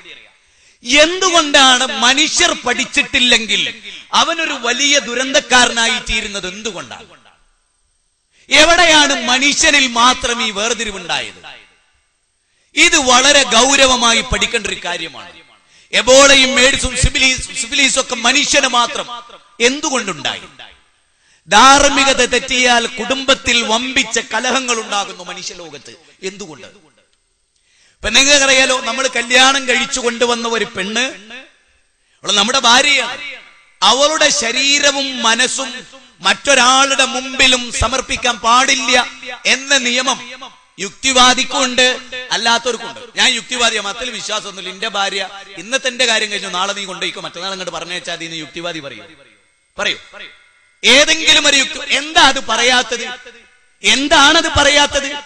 ജന്തുലോകത്ത് നിങ്ങൾ ആലോചിച്ച് നോക്കുക. അമ്മ കോഴി 20 മുട്ട കടയിരുന്ന് അത് വിരിഞ്ഞാൽ അതിൽ 2, 3, 4 ഇനി 10 പൂവൻകോഴികൾ ഉണ്ടാവും അല്ലേ? ആ സ്വന്തം, അതായത് ആ അമ്മയിലുണ്ടായ കുഞ്ഞ് ആ അമ്മയുമായി ലൈംഗിക ബന്ധത്തിൽ ഏർപ്പെടുന്നു. എടാ മോനെ, ഞാൻ നിന്റെ തള്ളയടാ, എന്ത് തോന്നിയാസ കാണിക്കണേ എന്ന് ചോദിക്കോ? ഇല്ല. എന്ത് ചോദിക്കാത്ത ഭാസ്കരേട്ടാ? എന്താ ദേവദാസെ ചോദിക്കാത്തത്? എന്താ സുരേഷെ ചോദിക്കാത്തത്? എന്താ ചോദിക്കാത്തത്? എന്താണ് ജന്തുലോകത്ത് ഈ പ്രശ്നങ്ങളില്ലാത്തത്? മനുഷ്യലോകത്ത് നിങ്ങൾ എന്ത് പറഞ്ഞാലും, മരണാനന്തര ജീവിതമല്ല, മതം വേണ്ടെന്നൊക്കെ പറഞ്ഞാലും, മനുഷ്യനെ മതമല്ലാതെ ഏതാ നന്നാക്കിയത്? മതം പറഞ്ഞ പ്രകാരം ജീവിക്കുമ്പോഴാണ് സ്വസ്ഥത. യുക്തിവാദി പറയും പോലെ ജീവിക്കുമ്പോൾ സ്വസ്ഥത ഉണ്ടാവുമോ? ഞാനൊന്ന് ചോദിച്ചോട്ടെ, 2000 മാർച്ച് മാസത്തിലെ യുക്തി വിചാരത്തിൽ കേമനായ ഒരു യുക്തിവാദി എഴുതിയ ലേഖനത്തിൽ ഉഭയകക്ഷി സമ്മതത്തോടെ ഏത് സ്ത്രീയുമായി ബന്ധപ്പെടാം എന്നാണ് അയാൾ പറയുന്നത്. ഞാൻ ആ ലേഖനം വായിച്ചിട്ട് ഞാൻ ചോദിച്ചു, ശരി, യുക്തിവാദികളുടെ ഭാര്യമാരെയും പെങ്ങന്മാരെയും ഇന്നത്തെ ചെറുപ്പക്കാർക്ക് ഓരോ അന്തിക്കൂട്ടിന് കൊടുക്കുമോ എന്ന് ചോദിച്ചു. ഇവർക്ക് മനസ്സിലാകണമല്ലോ, സംഗതി ഗൗരവത്തിൽ ചോദിച്ചാലേ ഇവർക്ക് മനസ്സിലാവും. അത് പറ്റൂല. ഒരു എഴുതിയ യുക്തിവാദിന്റെ വീട്ടില് നിങ്ങളെ ഭാര്യ നിന്റെ കൂടെ പോരാന്ന് ഫോൺ ചെയ്തിട്ടുണ്ട്, ഓള് പോന്നോട്ടെ എന്ന് ചോദിച്ചാല് മോന്തക്കുറ്റിക്ക് എടിയിട്ടു. അപ്പൊ നിങ്ങൾ എഴുതിയ ലേഖനോ? അത് ഞാൻ യുക്തിവാദി ആയതുകൊണ്ട് എനിക്ക് പൈസ കിട്ടണ്ടേ, ജീവിക്കണ്ടേ, അതിനെ എഴുതിയതാ. നിങ്ങൾ ആലോചിച്ച് നോക്ക്, ഏതൊരു പെണ്ണിനും ഏതാണിന്റെ കൂടെ പോവാ, ഏത് പെണ്ണിനും ഏത് പുരുഷന്റെയും ഏതാണിന്റെ കല്യാണം വേണ്ട എന്ന്. ഇതാണല്ലോ യുക്തിവാദികൾ പറയുന്നത്. ഈ യുക്തിവാദം കൊണ്ട് ലോകത്തിന് നേട്ടമാണോ? ഈ യുക്തിവാദം കൊണ്ട് കുടുംബത്തിൽ സമാധാനമാണോ ഉണ്ടാകുക, കലഹാണോ ഉണ്ടാവുക? നിങ്ങൾ ആലോചിക്കും, നിങ്ങൾ എല്ലാവരും ചിന്തിക്കും. പിന്നെ എന്തിനാ യുക്തിവാദം? അപ്പൊ അവര് ലേഖനം എഴുതുന്നത് എന്തിനാ? ഈ സമൂഹം നശിച്ചു കാണാൻ ആഗ്രഹിക്കുന്നവരാണ് യുക്തിവാദികൾ. ഈ ലോകത്ത് മനുഷ്യർ നശിച്ച് തുമ്പില്ലാതെ തകർന്ന് തരിപ്പണമായി തീരുന്നതിന് വേണ്ടിയാണ് യുക്തിവാദികൾ ജീവിക്കുന്നത്. യുക്തിവാദികൾ കേരളത്തിൽ പ്രവർത്തിക്കുന്നില്ലേ? ഉണ്ട്. യുക്തിവാദികൾ പോസ്റ്റർ ഇറക്കി പ്രസംഗിക്കാറില്ലേ? ഉണ്ട്. നമ്മുടെ നാട്ടിലൊക്കെ നോട്ടീസ് ഒട്ടിക്കാറില്ലേ? ഉണ്ട്. RSSന്റെ നോട്ടീസ് ഉണ്ടാകാറില്ലേ? ഉണ്ട്. RSSനോട് AP സുന്നിക്ക് വലിയ ഇഷ്ട അല്ല, പക്ഷെ ഓലെ പോസ്റ്റർ സുന്നികൾ കീറാറുണ്ടോ? ഇല്ല. എന്തേ? പാടില്ല അല്ലേ? നേരെ മറിച്ച് മുജാഹിദുകൾ മാത്രം പോസ്റ്റർ ഒട്ടിച്ചാൽ APK സുന്നികൾ കീറുന്നു. ഞാൻ ചോദിക്കുന്നു, നിങ്ങൾ ഏത് പടച്ചവനെയാണ് പേടിക്കുന്നത്? ഏത് പടച്ചവനെയാണ് നിങ്ങൾ പേടിക്കുന്നത്? ഏത് റബ്ബിനെയാണ് നിങ്ങൾ പേടിക്കുന്നത്? നിങ്ങൾ ആലോചിച്ചു നോക്കൂ. യുക്തിവാദിക്ക് പടച്ചോനില്ല. നിരീശ്വരവാദിയുടെ പ്രത്യേകത ആണല്ലോ, പടച്ചോനില്ല എന്ന് പ്രസംഗിക്കുന്നവനാണ് നിരീശ്വരവാദി. ഏതെങ്കിലും ഒരു നിരീശ്വരവാദിന്റെ പ്രസംഗം സ്റ്റേജ് കയ്യേറിയിട്ടുണ്ടോ സുന്നികൾ? ഇല്ല. നേരെ മറിച്ച് അള്ളാനെ മാത്രം ആരാധിക്കുമെന്ന് മുജാഹിദുകൾ പറഞ്ഞാലോ സ്റ്റേജ് കയ്യേറിയിട്ടുണ്ട്. അപ്പൊ ആരാ ഇസ്ലാമിന്റെ ശത്രു? ഇതെന്തുകൊണ്ട് സംഭവിക്കുന്നു? സുന്നികൾ ഇവിടെ പോസ്റ്റർ ഇട്ടിരിക്കുന്നു അല്ലേ? മുജാഹിദുകൾ കീറാൻ പാടുണ്ടോ? പാടില്ല. കീറാറുണ്ടോ നമ്മൾ? ഇല്ല. മറ്റൊരാൾ ഒട്ടിച്ച നോട്ടീസിന്റെയോ പോസ്റ്ററിന്റെയോ മേളിൽ നമ്മൾ ചെയ്യാറുണ്ടോ? ഇല്ല. എന്തേ ചെയ്യാത്തത്? നമുക്ക് വിവരമുള്ളത് കൊണ്ട് അല്ലേ? നമുക്ക് വിവരമുള്ളത് കൊണ്ടാണ് നമ്മൾ ചെയ്യാത്തത്. എന്നാൽ അങ്ങനെ ചിലർ മുജാഹിദുകളോട് ചെയ്യുന്നു. എന്തുകൊണ്ട്? അവർക്ക് വിവരമില്ലാത്തത് കൊണ്ട്. അവരെ നയിക്കുന്നവർക്കും വിവരമില്ലാത്തത് കൊണ്ട് അല്ലേ? ഇത് ഇസ്ലാം പഠിപ്പിച്ചതാണോ ഈ ചെയ്തി? അല്ല. എല്ലാവർക്കും പ്രവർത്തിക്കാനുള്ള സ്വാതന്ത്ര്യമാണ് ഈ മണ്ണിലുള്ളത്, അല്ലേ? ജനങ്ങൾ കേൾക്കട്ടെ, ജനങ്ങൾ തീരുമാനിക്കട്ടെ ഓരോ കാര്യങ്ങളും. ഈ ഒരു വസ്തുത നമ്മൾ ശരിക്കറിയണം. അപ്പൊ അതും തിന്മയാണ്. തിന്മയെ ഒരു കാലഘട്ടത്തിലും മനുഷ്യർ ഇഷ്ടപ്പെടാത്തതാണ്, അല്ലേ? എല്ലാവർക്കും അറിയാമല്ലോ. അതുകൊണ്ട് തന്നെ ഒരു മനുഷ്യ സമൂഹം സംസ്കരിക്കപ്പെടണം എന്നതിൽ ആർക്കെതിരെ അഭിപ്രായമില്ല. യുക്തിവാദികളും നിരീശ്വരവാദികളും മുഴക്കുന്ന മുദ്രാവാക്യവും എന്താ? അഴിമതി മുക്തമായ ഒരു ലോകം. എന്തിനാത്? കൊലപാതകങ്ങളും കൊള്ളയും ബലാത്സംഗങ്ങളും തീവ്രവാദവും ഇല്ലാത്ത ഒരു ലോകം. എന്തിനാണത്? എന്തിനാണ് അങ്ങനെ ഒരു ലോകം ഉണ്ടാകുന്നത്? എന്തിനാ അത്തരമൊരു ലോകം ഈ ലോകത്ത് സൃഷ്ടിക്കപ്പെട്ടിട്ട് എന്താ കാര്യം? നിങ്ങൾ ആലോചിച്ചു നോക്കൂ. ഒരു ഉദാഹരണം പറയാം. അങ്ങേയറ്റം അക്രമങ്ങളും അരാജകത്വങ്ങളും എന്നോട് ഒരു വിഭാഗം ആളുകൾ കാണിക്കുന്നു നിങ്ങൾ വിചാരിക്കുക. ഞാൻ അവരോട് ഏറ്റവും നന്നായി പെരുമാറും. ഇപ്പൊ നമ്മുടെ നാട്ടിലെ കോടതിയുടെ പ്രത്യേകത, മദ്യപാനിയെ സൃഷ്ടിക്കാൻ ഇവിടെ വകുപ്പുകളുണ്ട്, അല്ലേ? അതുപോലെ സുവർഗരതിയിൽ ഏർപ്പെടുന്നവരെ ശിക്ഷിക്കുവാൻ ഇവിടെ വകുപ്പുകളുണ്ട്. ഇന്ത്യൻ പെനൽ കോഡിൽ വകുപ്പുകളുണ്ട്. സ്ത്രീധനം വാങ്ങുന്നവരെ ശിക്ഷിക്കാൻ വകുപ്പുകളുണ്ട്. കൊലപാതകം നടത്തുന്നവരെ ശിക്ഷിക്കാൻ വകുപ്പുകളുണ്ട്. മാനഹാനി വരുത്തുന്നവരെ ശിക്ഷിക്കാൻ ഇവിടെ വകുപ്പുകളുണ്ട്, ഇല്ലേ? ഉണ്ട്. പോക്കറ്റടിക്കാരനെ ശിക്ഷിക്കാൻ ഇവിടെ വകുപ്പുകളുണ്ട്, ഇല്ലേ? ഉണ്ട്. സ്ത്രീകൾക്ക് നേരെ നടക്കുന്ന കയ്യേറ്റങ്ങളെ ചെറുക്കുന്ന നിയമങ്ങൾ ഇവിടെയുണ്ട്, ഇല്ലേ? ഒരാള് സ്ത്രീകളെ മാനിക്കുന്നു, ആദരിക്കുന്നു, അവരെ കമാൻഡ് അടിക്കുന്നില്ല, കയ്യേറുന്നില്ല, അവരുടെ മാനം നഷ്ടപ്പെടുത്തുന്നില്ല, രാജ്യദ്രോഹം ചെയ്യുന്നില്ല, കൊലപാതകം നടത്തുന്നില്ല, മദ്യപിക്കുന്നില്ല, ഒരു തിന്മയും അവർ ചെയ്യുന്നില്ല. നാട്ടുകാർക്കും ലോകത്തിനും ജീവിതകാലം മുഴുവൻ നന്മ ചെയ്ത് ജീവിക്കുന്ന ഒരാളെ ഈ സർക്കാർ സർട്ടിഫിക്കറ്റ് കൊടുക്കാറുണ്ടോ? അംഗീകരിക്കാറുണ്ടോ? സ്വർണപ്പതക്കം കൊടുക്കാറുണ്ടോ? അവാർഡ് കൊടുക്കാറുണ്ടോ? ഇല്ല. തെറ്റ് ചെയ്തവരെ ശിക്ഷിക്കുന്നുവെങ്കിൽ ശരി ചെയ്തവരെ മാനിക്കുകയും പ്രതിഫലം നൽകപ്പെടുകയും ചെയ്യുന്ന ഒരു ലോകം അനിവാര്യമല്ലേ? ആണ്. ഇത് മനുഷ്യന്റെ മനസ്സ് പറയുന്നതാണ്, അല്ലേ? എങ്കിൽ അങ്ങനെ ഒരു ലോകത്തെ പറ്റി പഠിപ്പിക്കുന്ന മതം അത് നിത്യപ്രസക്തമല്ലേ? ഇപ്പൊ നിങ്ങൾ ആലോചിച്ചു, ഒരാള് യുക്തിവാദികളോടും നിരീശ്വരവാദികളോടും നിഷേധിക്കുന്നവരോടും ചോദിക്കുകയാണ്. ഒരു കമ്മ്യൂണിസ്റ്റ് ആചാര്യനോട് ചോദിക്കാന്ന് വിചാരിച്ചോളൂ, അല്ല ആചാര്യ, ഞാനിവിടെ നന്നായി ജീവിച്ചാൽ, നല്ല നിലക്ക് ഒരു തിന്മയും ചെയ്യാതെ ജീവിച്ചാൽ എനിക്ക് ഈ ദുനിയാവിൽ ഒരുപാട് നഷ്ടങ്ങളുണ്ട്, ഒരുപാട് നഷ്ടങ്ങൾ. എന്റെ കൂടെ വർക്ക് ചെയ്ത എഞ്ചിനീയർമാർ കള്ളത്തരം കാണിച്ചു കൈക്കൂലി വാങ്ങി പലതും ചെയ്തു കോടികൾ സമ്പാദിച്ച് നാഷണൽ ഹൈവേയിൽ 2 നിലയുള്ള കൊട്ടാരമുണ്ടാക്കി, എസ്റ്റീം കാറും BMW കാറും വാങ്ങി, കൊട്ടാരങ്ങൾ വാങ്ങി, റോഡുകൾ, അവരെ എസ്റ്റേറ്റുകൾ വാങ്ങി, അങ്ങനെ കളവ് കാണിച്ചവർ ജീവിച്ച് അവരിവിടെ ആരും അറിയാതെ, ആരും പിടിക്കാതെ, ആരും അറസ്റ്റ് ചെയ്യാതെ സമൂഹത്തിന്റെ മുമ്പിൽ നല്ല മാന്യന്മാരായ അവർ ജീവിച്ചു. ഞാനാവട്ടെ കൃത്യമായി ജോലി ചെയ്തു, ആബ്സെന്റ് ആയില്ല, ശമ്പളം കൃത്യമായി വാങ്ങി, കൈക്കൂലി വാങ്ങിയില്ല. ഞാൻ ഇന്നും താമസിക്കുന്നത് ഒരു ചെറ്റക്കുടിലാണ്. എന്റെ ധാർമ്മികത കൊണ്ട് ഈ ദുനിയാവിൽ എനിക്ക് എന്ത് കിട്ടി എന്ന് പറഞ്ഞാൽ, കമ്മ്യൂണിസ്റ്റുകാരാ 2 കൈയും ഇങ്ങനെ മലത്തല്ലാതെ നിന്റെ മുമ്പിൽ ഒരു ബുദ്ധിജീവിക്കും ഈ ചോദ്യത്തിന് മറുപടിയില്ല. അവനെ സമാധാനിപ്പിക്കാൻ. എന്നിട്ട് അവൻ ചോദിക്കുന്നു, ഞാനിങ്ങനെ ജീവിച്ചാൽ മരണത്തോടുകൂടി എന്റെ ജീവിതം അവസാനിക്കും, ദുനിയാവിൽ ഞാൻ ഒരുപാട് കഷ്ടപ്പെടുകയും ചെയ്തു, എനിക്കൊരു പ്രയോജനമില്ല, ഒരു നേട്ടവും ഇല്ല, പിന്നെ ഞാൻ എന്തിന് കൃത്രിമത്വം കാണിക്കാതിരിക്കണോ? ആ ചോദ്യത്തിന്റെ മുമ്പിൽ ലോക കമ്മ്യൂണിസം സ്ഥാപിച്ചവർക്കുള്ള മറുപടി ഇന്ന് കേരളം ഭരിക്കുന്ന മുഴുവൻ ആളുകളോടും ഞാൻ ചോദിക്കും, നിങ്ങൾക്ക് ഇതിന് മറുപടിയില്ല. ചതിക്കുകയാണ് നിങ്ങൾ ജനങ്ങളെ, വഞ്ചിക്കുകയാണ് നിങ്ങൾ ജനങ്ങളെ. ഈ വസ്തുത നിങ്ങൾ, ഭൗതിക പ്രത്യയശാസ്ത്രമാണ് ഞാൻ പറയുന്നത്, മനസ്സിലായോ? നിങ്ങളത് ശരിക്കും മനസ്സിലാക്കണം. അപ്പൊ ഇന്ന് തന്നെ നമ്മൾ പ്രസന്റിലി നമ്മൾ പറയേണ്ട ചില കാര്യങ്ങളുണ്ടല്ലോ. തീവ്രവാദികളല്ലാത്ത ഒരുപാട് പേരെ തീവ്രവാദികളായി ചിത്രീകരിക്കുകയും കള്ളക്കഥകൾ മെനയുകയും പല കാരണങ്ങൾ കൊണ്ട് തെളിയിക്കപ്പെടാതെ പോവുകയും ചെയ്യുന്ന അവസ്ഥയാണ് നമ്മുടെ ഈ നാട്ടിലുള്ളത്, അല്ലേ? അത് തെളിയിക്കപ്പെടുമ്പോഴേക്ക് പലപ്പോഴും ഈ ആളുകളെയൊക്കെ കുറ്റവാളികളായി ജനങ്ങൾ ആട്ടിയോടിച്ചു കാണും, അല്ലേ? അവരനുഭവിച്ച ത്യാഗത്തിനും മാനഹാനിക്കും ഈ സർക്കാരിന് എന്തെങ്കിലും ചെയ്യാൻ കഴിയും? രാജ് താക്കറയോട് എനിക്ക് ചിലത് ചോദിക്കാനുണ്ട് എന്ന് പറഞ്ഞ ഒരു പയ്യനെ വെടിവെച്ച് നുറുക്കിക്കളഞ്ഞില്ലേ ബോംബെയുടെ മണ്ണിൽ? പ്രധാനമന്ത്രി പോലും കൈമലർത്തി. മനസ്സിലാകുന്നുണ്ടോ? പിന്നെ ആരാത് നന്നാക്കുക? ആരാത് പറയാ? കോടതിയും ജുഡീഷ്യറിയും നിയമപാലകരും നിങ്ങൾ എന്ത് ചെയ്യാനാന്ന് വെച്ചാൽ പിന്നെ ആര് വരും? മലക്കുകൾ വരുമോ? മലക്കുകൾ വരില്ല. അവിടെയാണ് മൂല്യങ്ങൾ പ്രസക്തമാകുന്നതും സംസ്കരണങ്ങൾ പ്രസക്തമാകുന്നതും. എന്താ അത്? ഞാൻ ജീവിക്കുന്ന ഈ നാട്, ഈ 114 കോടി മനുഷ്യർ ജീവിക്കുന്ന ഇന്ത്യയിൽ ഒരു പൗരനാണ് ഞാൻ എന്ന് ചിന്തിക്കാൻ ബൽദേക്കർക്ക് സാധിക്കണം, രാജ് താക്കറേക്ക് സാധിക്കണം, മുസ്ലിം തീവ്രവാദികൾക്ക് സാധിക്കണം, എല്ലാവർക്കും സാധിക്കണം. ഞാൻ ഈ നാട്ടിൽ ഒരു പൗരനാണ്, ഞാൻ ഈ നാടിന് സേവനം ചെയ്യേണ്ടവനാണ്, ഞാൻ ഈ നാടിന്റെ സ്വസ്ഥത ഉണ്ടാക്കേണ്ടവനാണ്.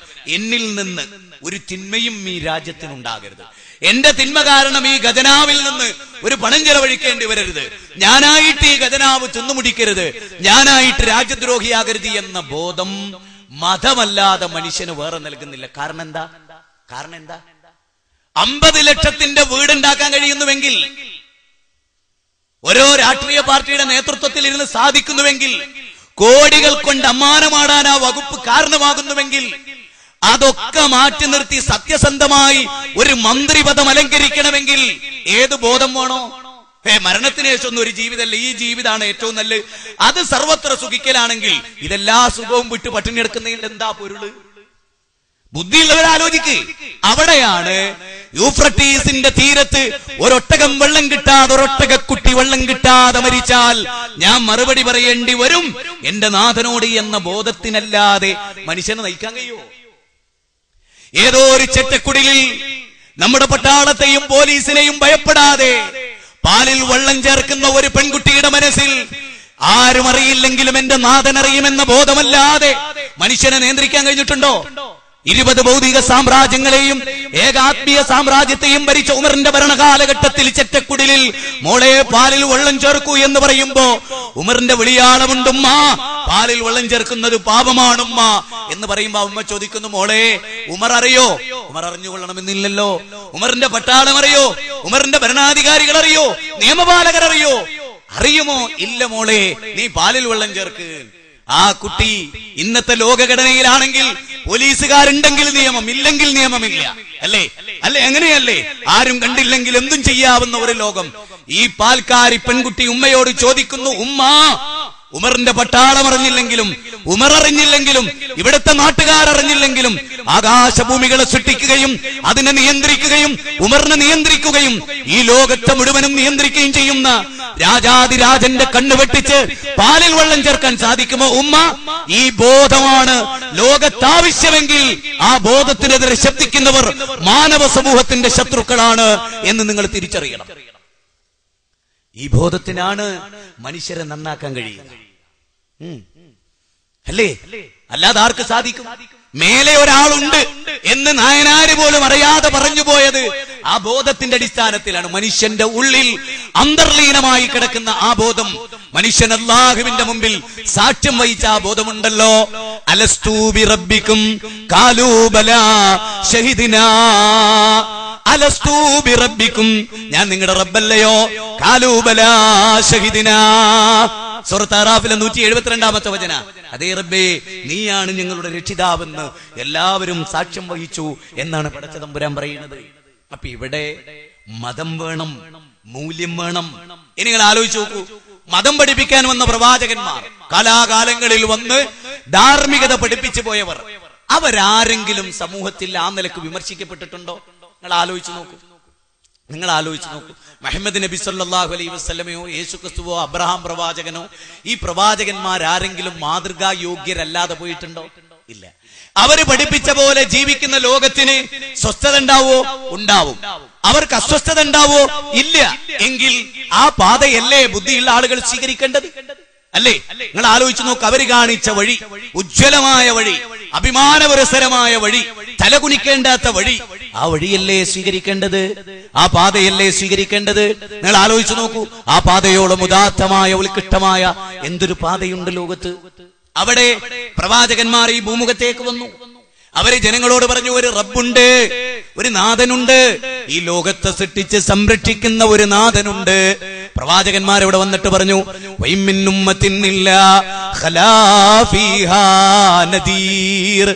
ലോകത്തെ എവിടെയൊക്കെ മനുഷ്യവാസമുണ്ടോ അവിടെയൊക്കെ അല്ലാഹു പ്രവാചകന്മാരെ നിയോഗിച്ചിട്ടുണ്ട് എന്ന് ഖുർആൻ 35-ാം അധ്യായം 24-ാമത്തെ വചനത്തിൽ അല്ലാഹു സുബ്ഹാനഹു വ തആല നമ്മളെ പഠിപ്പിക്കുന്നതാണ്. വൈമിൻ ഉമ്മത്തിൻ ഇല്ലാ ഖലാ ഫീഹാ നദീർ. ലോകത്തെവിടെയൊക്കെ മനുഷ്യവാസമുണ്ടോ അവിടെയൊക്കെ പ്രവാചകന്മാർ വന്നിട്ടുണ്ട്. വലഖദ് ബഅസ്നാ ഫീ കുല്ലി ഉമ്മത്തിർ റസൂല അൻ ഇഅ്ബുദുല്ലാഹ് വജ്തനിബുത് താഗൂത്ത്. ലോകത്ത് മനുഷ്യവാസമുള്ള നാഗരികത ഉള്ള എല്ലാ പ്രദേശത്തിലേക്കും അല്ലാഹു പ്രവാചകന്മാരയച്ചിട്ടുണ്ട്. ആ പ്രവാചകന്മാർ വന്നിട്ട് കൃത്യമായ മാതൃക കാണിച്ചു. അല്ല പറയുകയാണ്, നോക്കൂ നിങ്ങൾ, അല്ലാഹുവിന്റെ ഗ്രന്ഥത്തിലെ 21-ാം അധ്യായം സൂറത്ത് അംബിയായിലെ 73-ാമത്തെ വചനം. അവിടെ അല്ല പറയുകയാണിതാ, ഈ പ്രവാചകന്മാരെല്ലാം നിങ്ങളിലേക്ക് വന്നിട്ട് അവരെ അല്ലാഹു ഹിദായത്തിൽ ചേർത്തവരാണ്. അവർ നിങ്ങളുടെ മാർഗദർശികളാണ്. അവരുടെ പാത നിങ്ങൾ പിൻപറ്റിക്കോ. നിങ്ങൾ ദുഃഖിക്കേണ്ടി വരില്ല, നിങ്ങൾ ഭയപ്പെടേണ്ടി വരില്ല. ഒരു തുള്ളി കുടിക്കരുതേ എന്ന് മതം പറയുമ്പോ ആ കുടി നല്ലതാണെന്ന് പറയുന്ന മദ്യപാനി പോലും ലോകത്തില്ല എന്ന തിരിച്ചറിവ് നമുക്ക് കൃത്യമായി ഉണ്ടാകണം. ഞാൻ കഴിഞ്ഞ ദിവസം തിരൂരിനടുത്ത് പറവണ്ണയിലേക്ക് കോഴിക്കോട് ബസ് സ്റ്റാൻഡിൽ നിന്ന് ബസ് കയറിയപ്പോ മദ്യപാനിയായ ഒരു മനുഷ്യൻ നടന്നു വന്നു. ക്ലീനറോട് ഞാൻ പറഞ്ഞു, ആ ക്ലീനർ വിളിച്ചിട്ട് പറഞ്ഞു, നീ ഒരു കള്ള് ഷാപ്പ് നടന്നു വരുന്നത് കണ്ടോ? ഒരു കള്ള് ഷാപ്പ് നടന്നു വരുന്നത് കണ്ടോ? അയാൾ എന്നോട് ചോദിച്ചു, കള്ള് ഷാപ്പോ? അതേ, കള്ള് ഷാപ്പ് നടന്നു വരുന്നത് കണ്ടോ? കള്ളിൽ മുങ്ങിക്കുളിച്ച മനുഷ്യന്റെ വരവ് കണ്ടോ? അയാൾ ഈ ബസ്സിൽ കയറിയാൽ അപകടമാണ്. അയാൾ ബസ്സിൽ കയറുന്നു, ഇരിക്കുന്നു, 1 മണിക്കൂറിനുള്ളിൽ 3 തവണ തലകുത്തി താഴെ വീഴുന്നു. പ്രിയപ്പെട്ടവരെ, മദ്യം മനുഷ്യനെ തലകുത്തി താഴെ വീഴ്ത്തുന്നതാണ്. മദ്യം സകല തിന്മയുടെയും മാതാവാണ്. ലോകത്ത് തീവ്രവാദികളെ പിടിച്ചപ്പോ, അവരെ ചെക്ക് ചെയ്തപ്പോ, അവരുടെ ആരോഗ്യം പരിശോധിച്ചപ്പോ മിക്ക ആളുകളും മയക്കുമരുന്നിനടിമകളാണ്. മിക്ക ആളുകളും പെത്തഡിൻ ഉപയോഗിക്കുന്നവരാണ്. മിക്ക ആളുകളും ഹശീഷ് ഉപയോഗിക്കുന്നവരാണ്. മിക്ക ആളുകളും കഞ്ചാവിനടിമകളാണ്. അഫ്ഗാനിസ്ഥാനിലെ തീവ്രവാദികളുടെ മുഖ്യ ബിസിനസ് കഞ്ചാവാണ്. ലോകത്തിന് ഇതറിയാവുന്നതാണ്. ഷിയാക്കളും പറയുന്നത് മയക്കുമരുന്ന് ഉപയോഗിക്കാമെന്നാണ്.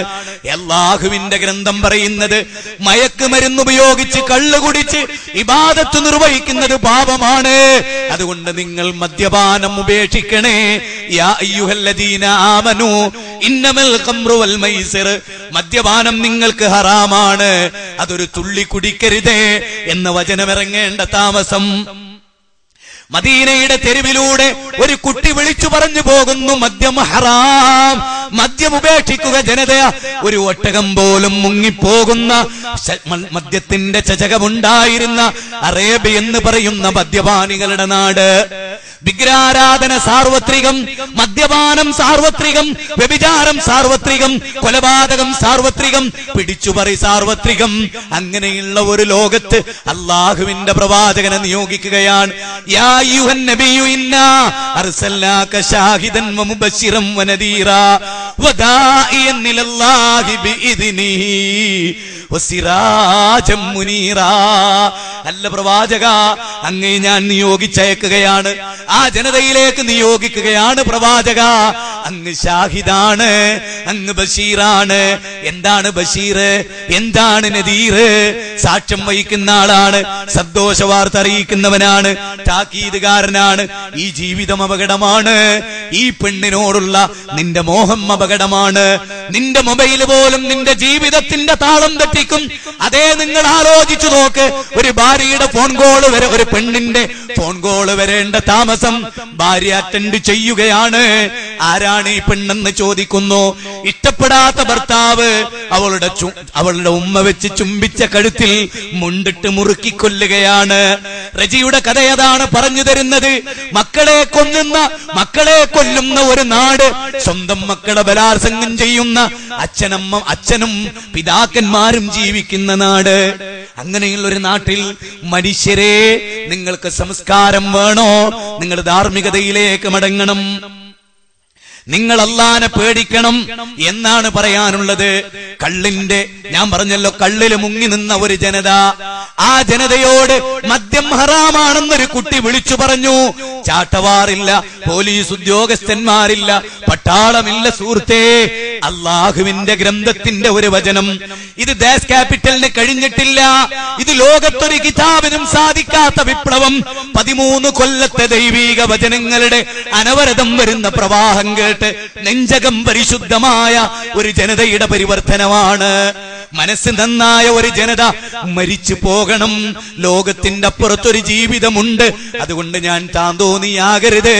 എന്റെ വിലപ്പെട്ട സമയം നഷ്ടമാകരുത്. എന്റെ മണിക്കൂറുകൾ അറിയാമല്ലോ, മിനിറ്റുകൾ. അത് മിനിറ്റുകൾ നിങ്ങൾക്കറിയാം, സെക്കൻഡ് മിനിറ്റുകളായി, മിനിറ്റുകൾ മണിക്കൂറുകളായി, മണിക്കൂറുകൾ അങ്ങനെ ഓരോ ദിവസമായി ദിവസം, ആഴ്ചയായി ആഴ്ച, മാസമായി മാസം, വർഷമായി വർഷങ്ങൾ എങ്ങനെ കൊഴിഞ്ഞു പോകും.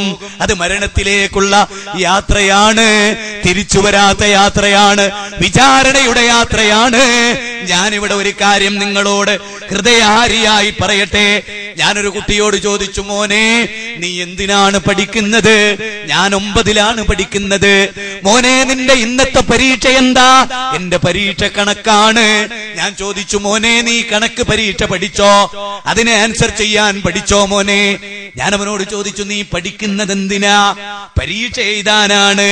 പരീക്ഷ ഉള്ളത് കൊണ്ടാണ് പഠിക്കുന്നത്. മോനെ നീ പരീക്ഷക്ക് എഴുതുന്നത് എന്തിനാ? ജയിക്കാനാണ്. എന്തിനാ മോനെ ജയിക്കുന്നത്? 10ാം ക്ലാസ്സിലെത്താനാണ്. എന്തിനാ മോനെ 10ാം ക്ലാസ് പാസ്സാകുന്നത്? അത് +2 വരെ പഠിക്കാനാണ്. അല്ല മോനെ എന്തിനാ +2 പാസ്സാകുന്നത്? അത് ഡിഗ്രിക്ക് പഠിക്കാനാണ്. അല്ല മോനെ ഡിഗ്രി പഠിക്കുന്നത് എന്തിനാ? അത് നല്ലൊരു ജോലി കിട്ടാനാണ്. ജോലി എന്തിനാ മോനെ? അത് നന്നായി ജീവിക്കാനാണ്. പിന്നെ എന്റെ ചോദ്യത്തിന് അവന് മറുപടിയില്ല. മോനെ നന്നായി ജീവിക്കുന്നത് എന്തിനാ മോനെ? എന്തിനാ മോനെ നിന്റെ ജീവിതം? അതിന് മറുപടിയില്ല. പ്രിയപ്പെട്ടവരെ, രാത്രി ഉറക്കൊഴിഞ്ഞു പഠിക്കുന്നത് എന്തിനാ? പരീക്ഷ ഉള്ളതുകൊണ്ടാ. പരീക്ഷയില്ലെങ്കിൽ പഠിക്കുമോ? പരീക്ഷയില്ലെങ്കിൽ പഠിക്കുമോ? ഇനി പരീക്ഷ ഉണ്ട് എന്ന് തന്നെ വിചാരിച്ചോ? റിസൾട്ട് ഇല്ല, റാങ്ക് ഇല്ല, 1ാം സ്ഥാനമില്ല, 2ാം സ്ഥാനമില്ല, ഡിഗ്രി ഇല്ല, അല്ലെങ്കിൽ അവിടെ റാങ്ക് ഇല്ല, ഡിസ്റ്റിങ്ഷൻ ഇല്ല, ഫസ്റ്റ് ക്ലാസ് ഇല്ല. എല്ലാവർക്കും എഴുതാം. തോറ്റതറിയില്ല, ജയിച്ചതറിയില്ല. കുട്ടികൾ അതിന് മെനക്കേടുമോ? കുട്ടികളത് പഠിക്കുമോ? എങ്കിൽ നിങ്ങൾ ആലോചിക്ക്, ദുനിയാവിലെ ഒരു ചെറിയ കാര്യമാണിതെങ്കിൽ ഭാസ്കരൻ കൈക്കോട്ടുമായി വന്നു, ഭാസ്കരൻ മമ്മട്ടിയുമായി വന്നു. ഭാസ്കരനെ വിളിച്ചിട്ട് മുഹമ്മദ് പറയുകയാണ്, 8 മണി മുതൽ 5 മണി വരെ ജോലിയാണ്, കൂലിയില്ല, കൂലിയില്ല, ഇത് വെറും പണിയാണ് എന്ന് പറഞ്ഞാൽ ഭാസ്കരൻ പണിയെടുക്കുമോ? അതിന് വേറെ ആളെ നോക്കിക്കോ. ഞാൻ ഇങ്ങോട്ട് പോവുകയാണ്. ഞാൻ ചോദിക്കട്ടെ പ്രിയപ്പെട്ടവരെ, രാഷ്ട്രീയത്തിന് വേണ്ടി പ്രവർത്തിക്കുന്നില്ലേ? എന്തിനാ? നിനക്കൊന്നും നേടാൻ കഴിഞ്ഞില്ലല്ലോ. ജയിലറകളും കോടതി വരാന്തകളും, ഒരു നല്ല ജീവിതം പോലും കാർൽ മാക്സിന് കിട്ടിയില്ലല്ലോ, ലെനിന് കിട്ടിയില്ലല്ലോ. വാതരോഗം പിടിപെട്ടാണല്ലോ മരിച്ചത്. രോഗമായിരുന്നല്ലോ, സുഖമായിരുന്നില്ലല്ലോ. പക്ഷേ അതിന്റെ പേരിൽ ഇന്നത്തെ നായകന്മാർ 50 ലക്ഷത്തിന്റെ വീട്ടിൽ താമസിക്കുന്ന തൊഴിലാളി വർഗത്തിന്റെ നേതാക്കന്മാർ ജീവിക്കുന്നു. അവരുടെ മക്കളാവട്ടെ ലണ്ടനിൽ പഠിക്കുകയാണ്. ഇത് സുഖലോലുപതയുടെ കാലം, അന്ന് ദാരിദ്ര്യത്തിന്റെ കാലം. പിന്നെ എന്തിനാ മനുഷ്യർ ജീവിക്കുന്നത്? 5 കുട്ടികളെ പ്രസവിച്ച മാതാവും 2 കുട്ടികളെ പ്രസവിച്ച മാതാവും തുല്യമായ വേദനയാണോ അനുഭവിക്കുന്നത്? 5 തവണ ഗർഭം ചുമന്ന മാതാവിന്റെ വേദന, അതിന് പ്രതിഫലമുണ്ടോ? ഒരു പെണ്ണിനെ ജന്മം നൽകിയ പെണ്ണിനും 5 പെൺകുട്ടികൾക്ക് ജന്മം നൽകിയ മാതാവിനും ഒരേപോലെയുള്ള ജീവിതമോ? ഇതെന്തൊരു ദുര്യോഗമാണ്, ഇതെന്തൊരു വിധികർത്തൃത്വമാണ്. യുക്തിവാദികളെ, നിങ്ങൾ മനുഷ്യരോട് കാണിക്കുന്ന ഏറ്റവും വലിയ അക്രമമല്ലേ? അംനജഅലുല്ലദീന ആമനൂ വഅമിലുസ് സ്വാലിഹാത്തി കൽ മുഫ്സിദീന ഫിൽ അർള് അംനജഅലുൽ മുത്തഖീന കൽ ഫുജ്ജാർ. അല്ലാഹുവിന്റെ വചനമാണ്, നാഥന്റെ വചനമാണ്. അല്ലാഹ് ചോദിക്കുകയാണ്, പടച്ചവനിൽ അചഞ്ചലമായി വിശ്വസിക്കുന്നവനും, കേട്ടോ നിങ്ങള്, പടച്ചവനിൽ അചഞ്ചലമായി വിശ്വസിക്കുന്നവനും സുഹൃതം ചെയ്യുന്നവനും ദൈവനിഷേധിയെ പോലെ, തെമ്മാടിയെ പോലെ, താന്തോന്നിയെ പോലെ, ബോംബ് വെക്കുന്നവനെ പോലെ, മനുഷ്യന്റെ പച്ചയിറച്ചി തിന്നുന്നവനെ പോലെ, കള്ളു കുടിക്കുന്നവനെ പോലെ സമമാക്കുമെന്ന് നിങ്ങൾ വിചാരിക്കുന്നുണ്ടോ? ഇവരൊക്കെ തുല്യമാകും എന്ന് നിങ്ങൾ വിചാരിക്കുന്നുണ്ടോ? അള്ളാന്റെ ചോദ്യമാണ്. 38-ാം അധ്യായം 28-ാമത്തെ വചനമാണ്. അപ്പൊ നിങ്ങൾ ആലോചിക്ക്, എന്റെ പേരിൽ ഒരാൾ ആരോപണം പറയുന്നു, അവർക്ക് ശിക്ഷ കിട്ടേണ്ടതില്ലേ? എന്റെ പേരിൽ എന്റെ ക്ലിപ്പിംഗിൽ ഇല്ലാത്ത ഭാഗം കട്ട് ചെയ്ത് കാണിക്കുന്നു, എന്നെ ആളുകൾക്കിടയിൽ വഷളാക്കുന്നു. അത് ചെയ്ത പണ്ഡിതന്മാരെ ഹാജരാക്കുന്ന ഒരു ലോകം. എന്റെ മാനം കെടുത്തിയവർക്കൊരു ശിക്ഷ, അതാര് ചെയ്താലും അവർക്ക് ശിക്ഷയുണ്ട്. അത് ശരിയായ റൂട്ടല്ല, പരലോകത്ത് വിചാരണയുണ്ട്. അങ്ങനെ ഒരു ലോകമില്ലെങ്കിൽ ജീവിതത്തിന് എന്താണ് അർത്ഥം? ഈ കഷ്ടപ്പാടുകൾക്ക് എന്താണ് അർത്ഥം? ആളുകൾ കാണിക്കുന്ന അക്രമങ്ങൾക്ക് എന്താണ് അർത്ഥം?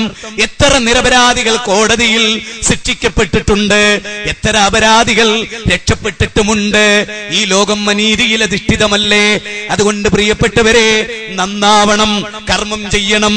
ഫമയ്യാമൽ മിസ്കാല ദർറത്തിൻ ഖൈറൻ യറാ വമയ്യാമൽ മിസ്കാല ദർറത്തിൻ ശർറൻ യറാ. ആരണമണിത്തൂക്കം നന്മ ചെയ്തുവോ അതവന് കാണാൻ കഴിയും. റോട്ടിലൂടെ വണ്ടി ഓടിച്ചു പോകുമ്പോ ഹൈവേയിൽ അതാ റോഡിന്റെ നടുവിൽ ഒരു കല്ല്. ഒരു വിശ്വാസി അവിടെ ബൈക്കർ നിർത്തുന്നു, ഇറങ്ങുന്നു, അവൻ കല്ലെടുത്തു മാറ്റുന്നു. അതവന് പുണ്യമാണ്, അതവന് പുണ്യമാണ്. ഒരു ഉള്ളി ദാനം ചെയ്യുന്നത് പോലും പുണ്യമാണ്. ഒരു പഴം ദാനം ചെയ്യുന്നത് പുണ്യമാണ്. ഒരു യാചകന് 10 രൂപ കൊടുക്കുന്നത് പുണ്യമാണ്. അപ്പൊ റിസൾട്ട് ഉണ്ട്. ആ റിസൾട്ട് എന്തിനാ മോനെ രാത്രി ഉറക്കൊഴിഞ്ഞു പഠിക്കുന്നത്? മോനെ, എന്തിനാ നീ ഇങ്ങനെ കഷ്ടപ്പെടുന്നത്? ബാപ്പാ, ഞാൻ നിങ്ങളുടെ ഏക മകനല്ലേ, നിങ്ങളുടെ വാർദ്ധക്യത്തിലല്ലേ, ഞാൻ പഠിച്ചിട്ട് ഡിഗ്രി കിട്ടിയാലല്ലേ എനിക്കൊരു നല്ല ജോലി കിട്ടോ? ബാപ്പാക്ക് നോക്ക്, നിങ്ങള് ബാപ്പാന്റെ ഒറ്റ മോനിങ്ങനെ കഷ്ടപ്പെടുകയാണ്. പരീക്ഷ എഴുതാനാണ്, പരീക്ഷ ഉള്ളു എന്നതുകൊണ്ടാണ്, പരീക്ഷയിൽ മാർക്ക് കിട്ടിയാൽ ജയിക്കുമെന്നതുകൊണ്ടാണ്, ജയിച്ചാൽ ജോലി കിട്ടുമെന്നതുകൊണ്ടാണ്. നേരെ മറിച്ച് ജയിക്കില്ല, പരീക്ഷയില്ല, ജോലിയില്ല എങ്കിലാ മകൻ പഠിക്കുമോ?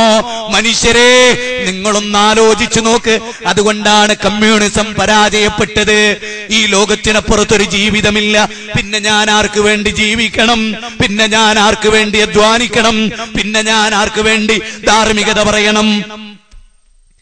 ഇത് വല്ലാത്തൊരു ചിന്തയാണ്, എന്നെ വല്ലാതെ കുഴക്കിയ ചിന്തയാണ്. ഞാൻ കമ്മ്യൂണിസ്റ്റ് പ്രസ്ഥാനത്തിന്റെ മുന്നാലെ പോയി നോക്കിയത് എത്ര കണ്ട് ശരിയാണ്.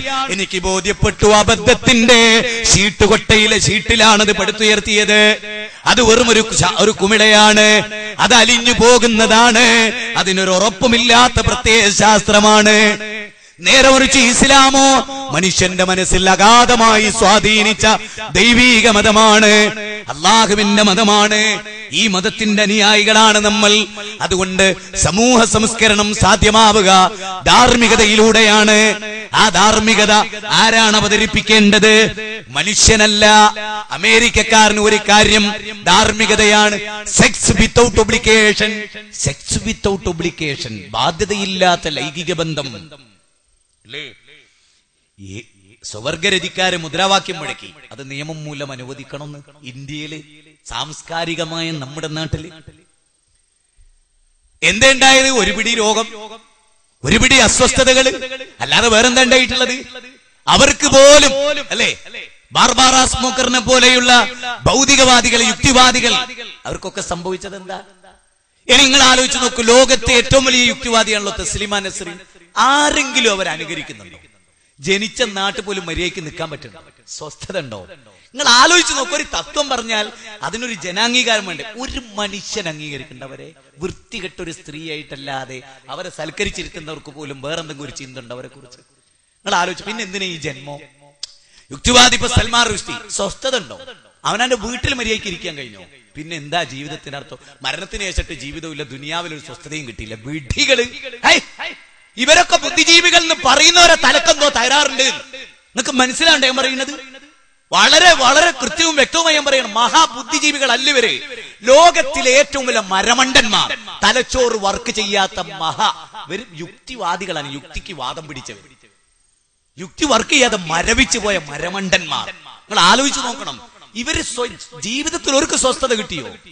അവർക്ക് സ്വസ്ഥത കിട്ടി? നിങ്ങൾ ആലോചിച്ച് നോക്ക്. ബാക്കിയുള്ളത് പോട്ടെ, യുക്തിവാദമാണ് ലോകത്തിന്റെ തത്വശാസ്ത്രം എന്ന് പറഞ്ഞവർക്ക് സ്വസ്ഥത കിട്ടിയോ? കിട്ടിയില്ല. അവരുടെ ഒരു അവസ്ഥ തന്നെ അറിയാം നിങ്ങൾക്ക്. ഒരു യുക്തിവാദി മരിച്ചാൽ, ഒരു നിരീശ്വരവാദി മരിച്ചാലേ, അല്ലെങ്കിൽ അവന്റെ മകൻ ആക്സിഡന്റിൽ മരിച്ചാൽ എന്താ പറയാ? പടച്ചോന്റെ വിധി എന്തു പറയോ? ഇല്ല. ആരെ വിധി എന്നാ പറയാ? അയാളെ നമ്മൾ എന്ത് പറഞ്ഞാ സമാധാനിപ്പിക്കുക? നിരീശ്വരവാദിന്റെ വീട്ടിൽ 2 മക്കൾ തീ കത്തി മരിച്ച് അവിടെ ചെല്ലും, എന്താ പറയാ? തോളിങ്ങനെ തട്ടിയിട്ട് എന്താ പറയാ? എന്താ ആശ്വസിപ്പിക്കുക? നിങ്ങളൊന്ന് പറ. അല്ല, എനിക്കറിയാത്തോണ്ട് എന്ത് പറഞ്ഞാൽ നിങ്ങൾ അവരെ ആശ്വസിപ്പിക്കുക? വിധിന്നോ? ആരെ വിധി? പടച്ചോന്റെ പരീക്ഷണമോ? ഏത് പടച്ചോൻ? ഇത് ക്ഷമിച്ചാ പരലോകത്ത് പുണ്യുണ്ടെന്നോ? ഏത് പരലോകോ? നിങ്ങൾക്കറിയുമോ, ലോകത്തേറ്റവും മാനസിക സംഘർഷം അനുഭവിക്കുന്ന ലോകത്തിലെ വിഭാഗം യുക്തിവാദികള്. അവരെ പോലെ ഹൃദയവേദനയുള്ള ഒരു വിഭാഗവും മനുഷ്യ ചരിത്രത്തിലില്ല. ഇത് നിങ്ങൾ മനസ്സിലാക്കണം. ബൗദ്ധ വിശ്വാസത്തിന്റെ ഈ പ്രശ്നം തന്നെ. ബൗദ്ധ വിശ്വാസികൾക്ക് എങ്ങനെ സ്വസ്ഥത ഉണ്ടാവുക? മകന് രോഗം വന്നാൽ വേഗം ദർഗയിലേക്കാ പോകുന്നത്. ഈമാനില്ല, ഇസ്ലാമില്ല. അതുകൊണ്ട് തന്നെ എന്താ, പടച്ചോനെ പ്രതീക്ഷ അതില്ല. 12 കൊല്ലം അയ്യൂബ് നബിക്ക് രോഗം വന്നു, ദർഗയിൽ പോയോ? ഇല്ല. മന്ത്രിച്ചു ചരട് കെട്ടിയോ? ഇല്ല. ഇസ്ലാമിൽ എവിടെങ്കിലും തെളിയിക്കാൻ പറ്റുമോ? ഇല്ല. 12 കൊല്ലം അല്ലാഹുവിൽ തവക്കുൽ ചെയ്തു, അല്ലേ? ഇതാരാ പറയുന്നത് തവക്കുൽ ചെയ്തു? അല്ലാഹ് പറയാ. എവിടെ? ഖുർആനിൽ. എന്നിട്ട് അദ്ദേഹം മന്ത്രിച്ചു വെള്ളം കുടിച്ചോ? അല്ലെങ്കിൽ കയ്യിൽ ചരട് കെട്ടിയോ? ദർഗയിൽ പോയോ? രോഗം മാറാൻ? ഇല്ല. ഭീമാ പള്ളിയിലെ കിണറുണ്ടല്ലോ, എല്ലാ രോഗവും വരും കേട്ടോ. ഭീമാ പള്ളിയിൽ പോയി കുളിച്ചാൽ ക്യാൻസറാണ് ആദ്യം വരിക. ഭീമാ പള്ളിയിലെ വെള്ളം ഉണ്ടല്ലോ, സംസത്തേക്കാൾ പോരിശയാ. നിങ്ങൾ ആലോചിച്ചു നോക്കണം അല്ലേ? എത്ര എല്ലാ സമൂഹത്തിൽപ്പെട്ടവരും കുളിക്കുന്ന സ്ഥലം. രോഗത്തിന് വല്ല മാർഗമുണ്ടോ മനുഷ്യന്? ഏത് ടൈപ്പ് ആൾക്കാരും കുളിക്കുന്ന സ്ഥലം. നിങ്ങൾ ആലോചിക്കണം. മനുഷ്യന്റെ വിശ്വാസമാണ്. നേരെ മറിച്ച് അയ്യൂബ് നബിക്ക് 12 കൊല്ലം മാരകമായ രോഗം ഉണ്ടായി.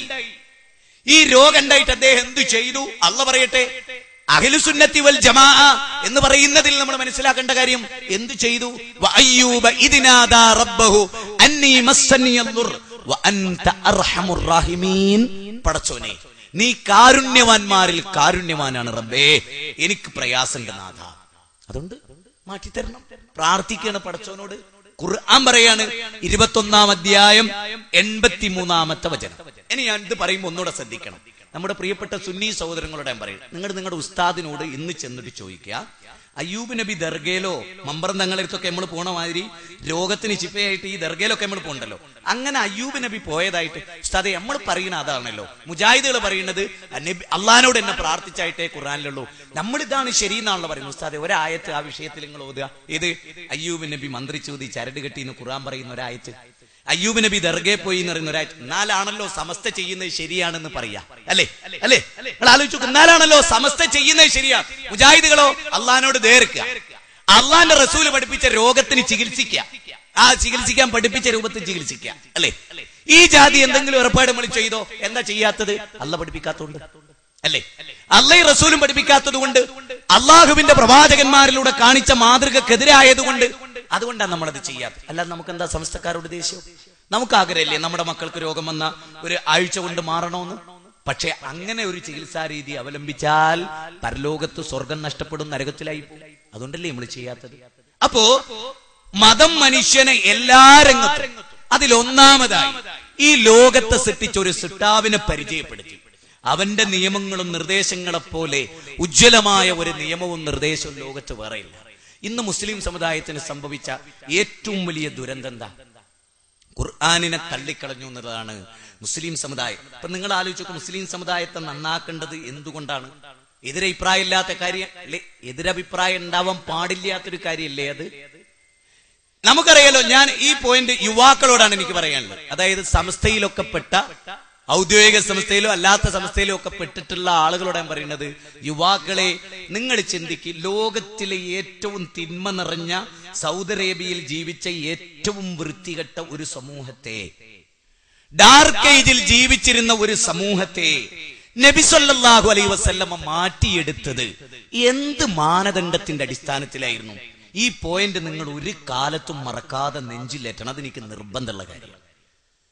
മൊയ്തീൻ മാലയും 400-ാം വാർഷികം എന്ന വിഷയത്തിൽ ഞാനത് സവിസ്തരം ചർച്ച ചെയ്തിട്ടുണ്ട്.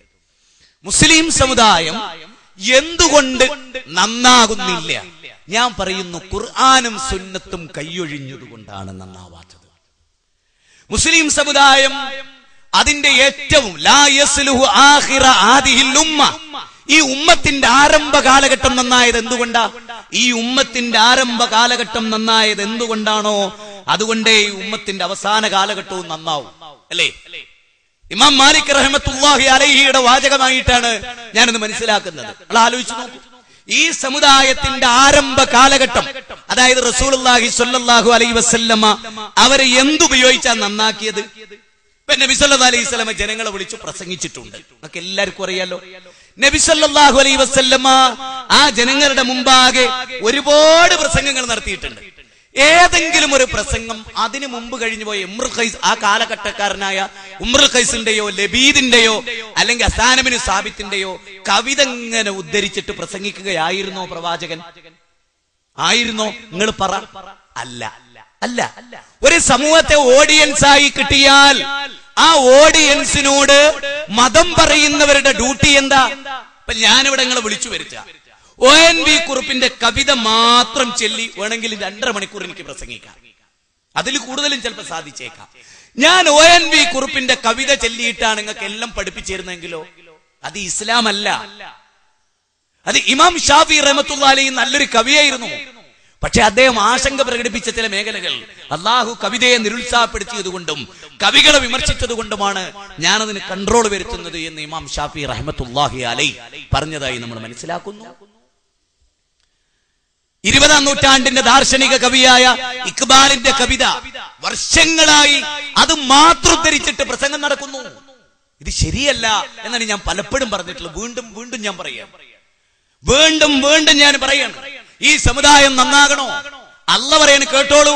ഫദക്കിർ ബിൽ ഖുർആനി മൻ യഖാഫു വഈദ്. നിങ്ങൾ നോക്കൂ, സൂറത്ത് ഖാഫിന്റെ അവസാന വചനമാണ് ഫദക്കിർ ബിൽ ഖുർആനി. ഈ ഖുർആൻ കൊണ്ട് താങ്കൾ അവരെ ഉത്ബോധിപ്പിക്കുക. അള്ളാഹനെ ഭയപ്പെടുന്നവർ ഈ ഖുർആനിനെ കൊണ്ട് തദ്കീർ നൽകുക എന്നാ അല്ല പറയുന്നത്. പടച്ചോൻ പറയുന്നത് നിങ്ങൾ നോക്കൂ, മൊഹീദ്ദീൻ മാല ഓതിക്കൊടുക്ക്, ഈ ഉമ്മത്ത് നന്നാകുന്നാണോ അല്ല പറഞ്ഞത്? ഫദക്കിർ ബിൽ ഖുർആനി. ഈ ഖുർആൻ കൊണ്ട് നീ അവരെ ഉത്ബോധിപ്പിക്കേ, അള്ളാഹനെ ഭയപ്പെടുന്നവർക്ക് അത് ഉപകാരപ്പെടും എന്നാണ് അള്ളാഹു പറയുന്നത്. ആലോചിക്കണം, നമ്മുടെ ഉമ്മത്ത്, നമ്മുടെ ജനത ആലോചിക്കണം. ഞാൻ സത്യത്തിൽ പലപ്പോഴും വിചാരിച്ചത്, എന്തുകൊണ്ടാണ് ഞാൻ ഈ പറയുന്ന കാര്യങ്ങൾ, ഇത്ര ഗൗരവപ്പെട്ട വിഷയങ്ങളും ഈ സമുദായത്തിലെ പക്വമതികൾ ചർച്ച ചെയ്യാത്തത്? ഈ ഉമ്മത്ത് നശ്ചയിൽ വിലപിക്കുന്നവരോട് എനിക്ക് ഈ നേതാക്കന്മാരൊരു ഞാൻ മോഹ അഹങ്കാരവും പറയില്ല നിങ്ങളോട്. എന്റെ മനസ്സിൽ അത്രയേറെ പ്രയാസം സൃഷ്ടിച്ച ഒരു ചിന്തയാണ് ഞാൻ നിങ്ങളോട് പറയുന്നത്. ഈ ഉമർ ബിൻ ഖത്താബ് റളിയല്ലാഹു അൻഹു ഖുർആനാണ് നന്നാക്കിയത്.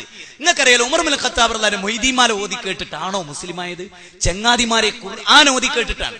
അവർ അബൂജഹലും കൂട്ടരും ബുർദത്തിൽ ബൂസിരി കേട്ടിട്ടാണ് നന്നായത്. പൊന്നും മുസൽമാനെ, മുത്ത് മുസൽമാനെ, കുഞ്ഞിൻ ചെങ്ങായോ, എന്നെ എന്താ വിളിക്കണ്ടേ എനിക്കറിയില്ല, പൊന്നും മോനെ, ഇവരൊക്കെ മാറിയത് വിശുദ്ധ ഖുർആനിലൂടെ. അബൂജഹല് ഖുർആൻ കേട്ടു, മാറിയില്ല. അവര് തയ്യാറായി. അബൂ സുഫിയാനും അബൂജഹലും ഖുർആൻ ഒളിച്ചെന്ന് കേട്ടു. അവർ കേട്ടത് റസൂൽ എന്നുള്ള വചനമാണ്. അതിന്റെ മാസ്മരികത അവർ അംഗീകരിച്ചു മനസ്സുകൊണ്ട്. പക്ഷെ അവർ പ്രഖ്യാപിച്ച് ഇസ്ലാം ആയില്ല. അവർക്കറിയാമായിരുന്നു ഖുർആൻ അവരുടെ നിഷേധമല്ലേ അവരെ കാഫറുകളാ. നോക്കൂ, അബൂ സുഫിയാൻ അദ്ദേഹം പിൽക്കാലത്ത് മുസ്ലിമായി. നിങ്ങൾക്കറിയാം, അബൂജഹലിന്റെ കാര്യം ബദറിൽ എല്ലാവർക്കും അറിയാവുന്ന വസ്തുതയാണ്. ആലോചിക്കണം നമ്മൾ. അപ്പൊ അള്ളാഹു സൂറത്ത് ഖാഫിലെ അവസാനത്തെ വചനത്ത് പറയുന്നു ഖുർആൻ കൊണ്ട് ഉത്ബോധിപ്പിക്കാൻ. എനിക്ക് കേട്ടോ, മുഅ്മിനുകളുടെ 3 ഗുണം പറഞ്ഞു അള്ളാഹു. ഞാനിത് എല്ലാവരോടും പറയാണ്, മുഅ്മിനുകളുടെ 3 ഗുണം. ആ ഗുണങ്ങളിൽ ഒന്നെന്താ? അള്ളാഹുവിനെ പറ്റി പ്രസ്താവിക്കപ്പെട്ടാൽ വജിലത്ത് ഖുലൂബുഹും, ഹൃദയങ്ങൾ പേടിച്ചു നടുങ്ങും. പടച്ചോനുണ്ട്, പേടിക്കണം എന്ന് പറഞ്ഞാൽ പേടിച്ചു അല്ലേ? നിങ്ങൾ ആലോചിച്ചു നോക്കണം. നേരെ മറിച്ച് നമ്മുടെ ഉമ്മത്തിൽ മൊയ്തീൻ ശൈഖിനെ വിളിച്ച് സത്യം ചെയ്യുന്ന പറഞ്ഞാൽ ഭയപ്പാടാണ്. അള്ളാഹിനെ വിളിച്ച് സത്യം ചെയ്യാൻ മടിയില്ല ഈ ഉമ്മത്തിന്. അതിൽ നിന്ന് തന്നെ നിങ്ങൾ മനസ്സിലാക്കണം, അവൻ മുഅ്മിനല്ല. അവൻ മുഅ്മിനല്ല. മുഅ്മിന്റെ ഒന്നാമത്തെ ലക്ഷണം എന്താ? അള്ളാഹിനെ പറ്റി പ്രസ്താവിക്കപ്പെട്ടാൽ വജിലത്തു ഖുലൂബുഹും. അള്ളാഹിനെ പറ്റി പറയുന്ന സദസ്സാണല്ലോ മുജാഹിദുകളുടെ സദസ്സ്. എന്നിട്ടും അവിടെ കല്ലേറും കൂക്കുവിളിയും ബഹളവും വർത്താനം ഉണ്ടാക്കുന്ന ഈ സമുദായത്തെ സംബന്ധിച്ചിടത്തോളം നമ്മൾ എന്താ ചിന്തിക്കേണ്ടത്? ഈമാനില്ലാത്തോണ്ട്, ഈമാൻ ഉണ്ടെങ്കിൽ അള്ളാന്റെ ആയത്തുകൾ കേൾക്കുന്നിടത്ത് കൂക്കുവോ? അള്ള പറയാണ് വിശുദ്ധ ഖുർആനിൽ 41-ാം അധ്യായം സൂറത്ത് ഫുസ്സിലത്തിലെ 26-ാമത്തെ വചനത്തിൽ പറയാൻ, വഖാലല്ലദീന കഫറൂ ലാ തസ്മഊ ലിഹാദൽ ഖുർആനി. നോക്ക് നിങ്ങൾ, വഖാലല്ലദീന കഫറൂ, സത്യനിഷേധികളായ ആളുകൾ പറഞ്ഞു, ഈ ഖുർആൻ ഓതി കേൾക്കുമ്പോ കൂക്കിക്കോ, ബഹളം ഉണ്ടാക്കിക്കോ, നിങ്ങൾക്ക് അതിനെ അതിജയിക്കാം. കണ്ടോ, വഖാലല്ലദീന കഫറൂ എന്ന് അല്ലാഹു പറയുന്നത്. സത്യനിഷേധികൾ പറഞ്ഞു. അപ്പൊ നമ്മുടെ നാട്ടിൽ എനിക്ക് അനുഭവം, എത്രയോ പ്രസംഗങ്ങളിൽ ആയത്തോതി പ്രസംഗിക്കുമ്പോൾ മുസ്ലിങ്ങൾ കൂക്കി ബഹളം ഉണ്ടാക്കി. നമ്മൾ ചിന്തിക്കുക, നമ്മൾ ആലോചിക്കുക ആരാണത്? ആ സ്വഭാവം ആർക്കൊക്കെയുണ്ടോ അവരൊക്കെ അതിന്റെ പട്ടികയിൽപ്പെട്ടതാണ്. ചിന്തിക്കണം. പടച്ചോനാ പറയുന്നത്, ഖുർആനിലെ വചനമാണ്. ഞാൻ നിങ്ങൾക്ക് അധ്യായ നമ്പറും പറഞ്ഞു, ആയത്ത് നമ്പറും പറഞ്ഞു. ഇനി വിശുദ്ധ ഖുർആൻ സൂറത്ത് ഖാഫ് 50-ാം അധ്യായം, സൂറത്ത് ഖമർ 54-ാം അധ്യായം 17, 22, 32, 40 വചനങ്ങളിൽ അല്ലാഹ് പറയാണെന്ത്?